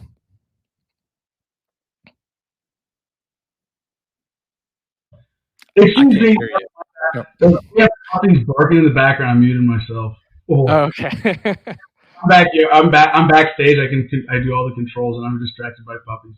I'm sorry, but no. I want to say that as boosters of party membership in general, for all the reasons that Ryan has laid out, we would like to mention LP.org or LP.org/join. But for anybody in Georgia who wants to get in touch with the Georgia Libertarian Party, LPGeorgia.com. Before the last actual question, anything else about technicals, how to get in touch with you, stuff people should know about the party in Georgia? Anything else you want to plug real quick? No, with me, GrahamForGA.com is the easiest way to do any of that stuff. Ryan at GrahamForGA.com is my email. You can shoot me an email. We're collecting donations right now. We're trying to get seed money together to run this campaign and do a really good job with it, and really get the word out.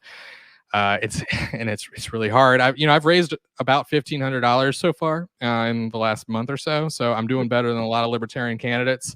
That's like a record for LP lieutenant governor candidates in 5 different categories.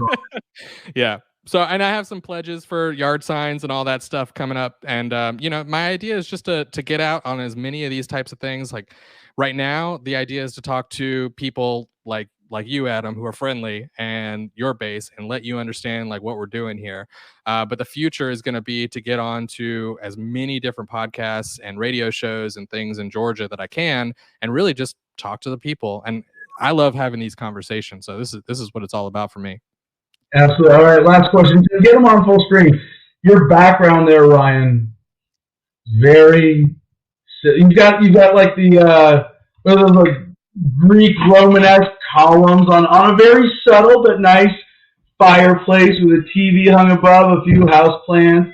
Very, very nice, neat, well put together, sort of typical Georgia living room, right? I guess. I don't know. I don't know what a typical Georgia living room is. What the heck is the giant Lego head right there?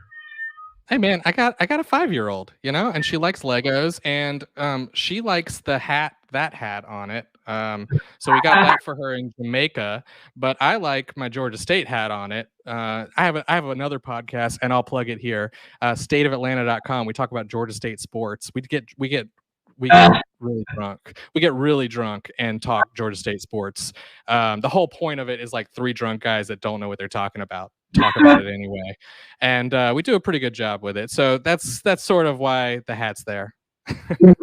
Beautiful. Thank you very much, Ryan. Very much appreciate that. See how much he cares about all of these things and people, and that's why he deserves your support.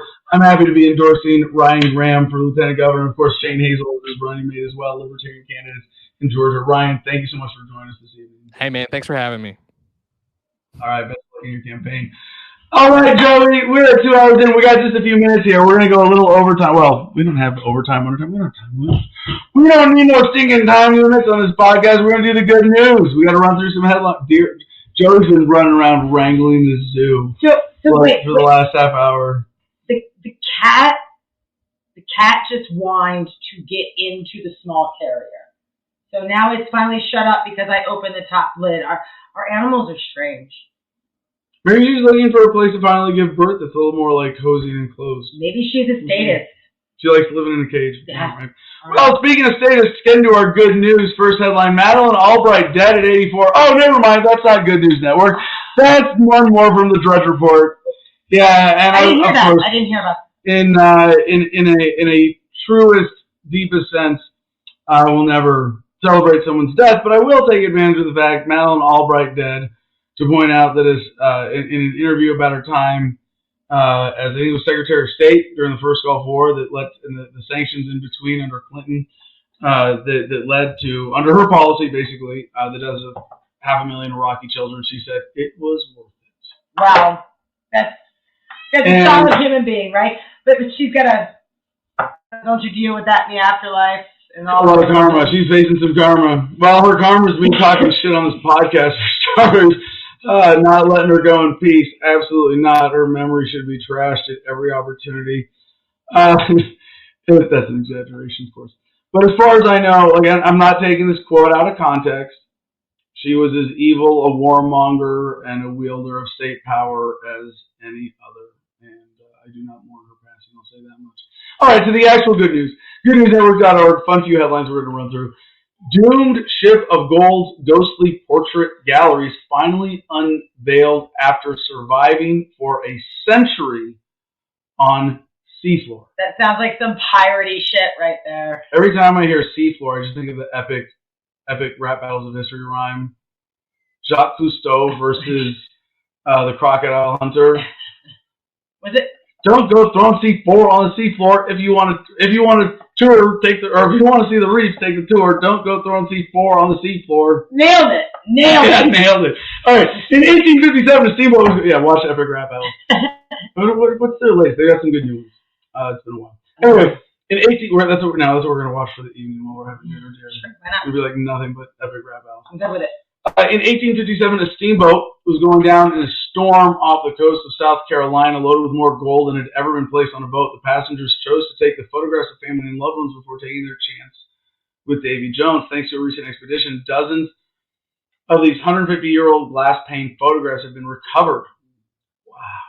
That's cool. If the Titanic was the ship of dreams, that's cool. Central America was the ship of gold. And of our 425 lost souls, most were miners returned from California gold fields, wealthy beyond their wildest dreams. That's terrible. Cool that we can find it now. All right. Technology, positive stuff. Also, GoodNewsNetwork.org. Video game-based stroke therapy is as effective as in-person rehab. Yeah, they figured out a way to do that. It's pretty cool.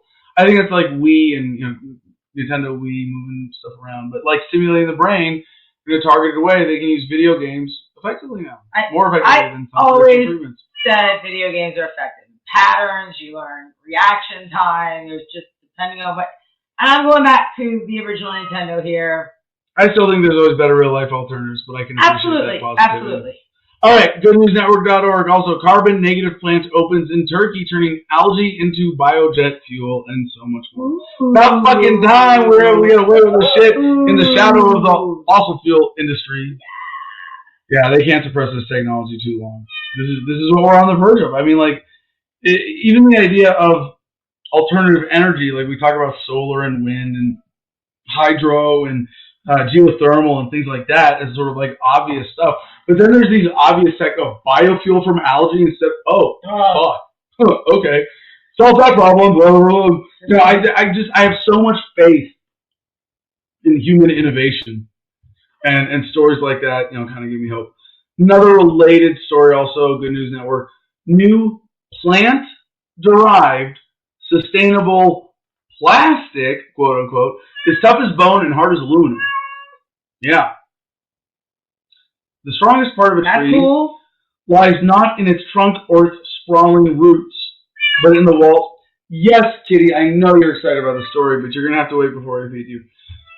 A single wood cell is constructed from fibers of cellulose, nature's most abundant polymer and the main structural component of all plants and algae. Within each fiber are reinforcing cellulose nanocrystals, or CNCs, which are chains of organic polymers arranged in nearly perfect crystal patterns. Ain't nature amazing? And yeah, now we figured out how to make something that basically works like plastic, made mostly from cellulose nanocrystals mixed with a bit of synthetic polymer. And they're able to do this. The organic crystals take up 60 to 90% of the material, the highest fraction achieved in any composite to date. That's where we are now. Think where we're going to be with composite materials like that in 3D printing, 5 years, 10 years, different fucking world. And you know, because I'm a tree hugger, I got to share this next headline. Check out these victories for old growth forests worldwide on International Forest Day. I don't even know when that was. Whatever. I don't really care about arbitrary holidays anyway. I just go hug my trees when I feel like it. Another technology. What, puppy? We get the kitties. The puppies will get to sign off in just a couple minutes, okay? Magic and Dank. You dank magic over there. All right. Over here. New electric boat just levitated boating to a new level while ending fuel leaks. Yeah. Your dog's a bully. He's bullying the bigger dogs? No, he's bullying his sister. Okay, bring him here. Bring me that bully. I'll put him in his place. We're almost done. We're going to wrap this up. But please, dear, let's check comments and check in with the audience before we spend the evening with our lovely puppies, like this magic one here. Okay. 2 newly identified species of see-through glass frogs found in Ecuador. Amazing photos. Again, go to goodnewsnetwork.org to check it out. Yeah. Just stand in awe of nature. Okay, now standing in awe of technology. Exciting head-tongue controller lets paralyzed patients operate smartphones and drive wheelchairs. And I think about this not just in the, like, it's about fucking time we apply technology to compensate for every human disability that exists today, because we're way behind there. But that people who are disabled are being used as the motivation. I don't mean used in a negative way here, but are being used as the motivation for the technology developers to create really incredible brain technology interfaces. They're going to leapfrog us non-bionic humans pretty shortly here, right? And eventually this is setting the stage, I think, paving the way for humans uploading their consciousnesses into machines, or putting our brains directly in, who knows. Or maybe wearing just a super exoskeleton suit, something like that. But maybe for a more practical, immediate nugget of knowledge from Good News Network, this headline, this really speaks to a lot of what I believe in, what I've seen from my background in psychology, from my experience as a psychedelic guy, working with veterans, and just in my own experience being a human with a human brain, and how I, over 40 years, okay, I can't say I've been doing this the whole time, But I have deliberately composed my brain. I have trained it. I have been exercised self-awareness, and I have been empowered by circumstances to have the confidence to say, yes, I can reprogram my brain. And the headline is very simple. Anxiety, it's very popular these days. Anxiety can be a habit, which means we can stop it if we know how. And treating any negative thought patterns like habits that you can change, you can break, you can improve. Very empowering way to live. Finally, last headline, and then we have to smoke weed and play with puppies, I promise. Or you need to go out? Is that it? No. All right, last headline. Dear, are you ready for this? We're talking about COVID. I know you don't talk about COVID. I don't like talking about COVID. This is official. They finally admitted it. This is your last mind fuck of the day. Your moment of zen to end the show. Your great karmic. I told you so. Soak it in. Are you ready, dear? COVID is now less deadly than the flu in England as mask requirements end. I like it. I just want to fly somewhere to just to breathe that disgusting, smelling plane air. Because this is always out. That's the big headline you wanted to get to that we didn't get to today. That the U.S. Senate today voted 57-40 to end the national airline mask mandate. Thank you for bringing that to my attention earlier today. Did I just steal your thunder? Was there anything else you want to say about that? No. All right. This is like an awesome show. Let's get to it. Magic, how did you like it? Oh, I loved it. I think it was pretty high. They're going to say blue. Look at this magical puppy. All right, let's get Joey and Jim up on screen here. Every day.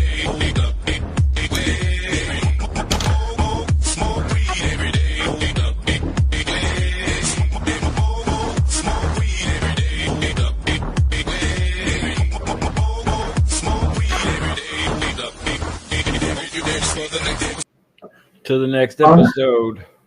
Well, that Jim gives the producer note. As always, don't forget, join us, t.me/Adam vs. Man. Know everything that goes on with the show the second it goes on with the show. Patreon.com/Adam vs. Man is where you can financially support the show, and Homefront Battle Buddies, HomefrontBattleBuddies.org is where you can donate theft-deductible donations to the best veterans nonprofit organization come up and coming. Thank you. I hope you enjoyed the show. I hope everybody has a great rest of their week, great weekend, and a great beginning of the week up until next episode. Thank you very much, Jim. Thank you, everybody, for watching. Joe, any final thoughts? Pass joints. Pass puppies.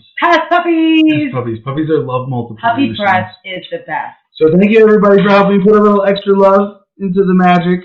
The magic Kokesh his first name is middle name Magic, last name Kokesh. He is the Magic Kokesh. And Dang, who is sleeping, full name is the Duchess of Dang. Of course. Royalty to match her brother, Sir Squishington Dutch. And with that, finally, we'll end the show with a message from the Magic himself. Peace and love, y'all. Choose happiness and be excellent to each other.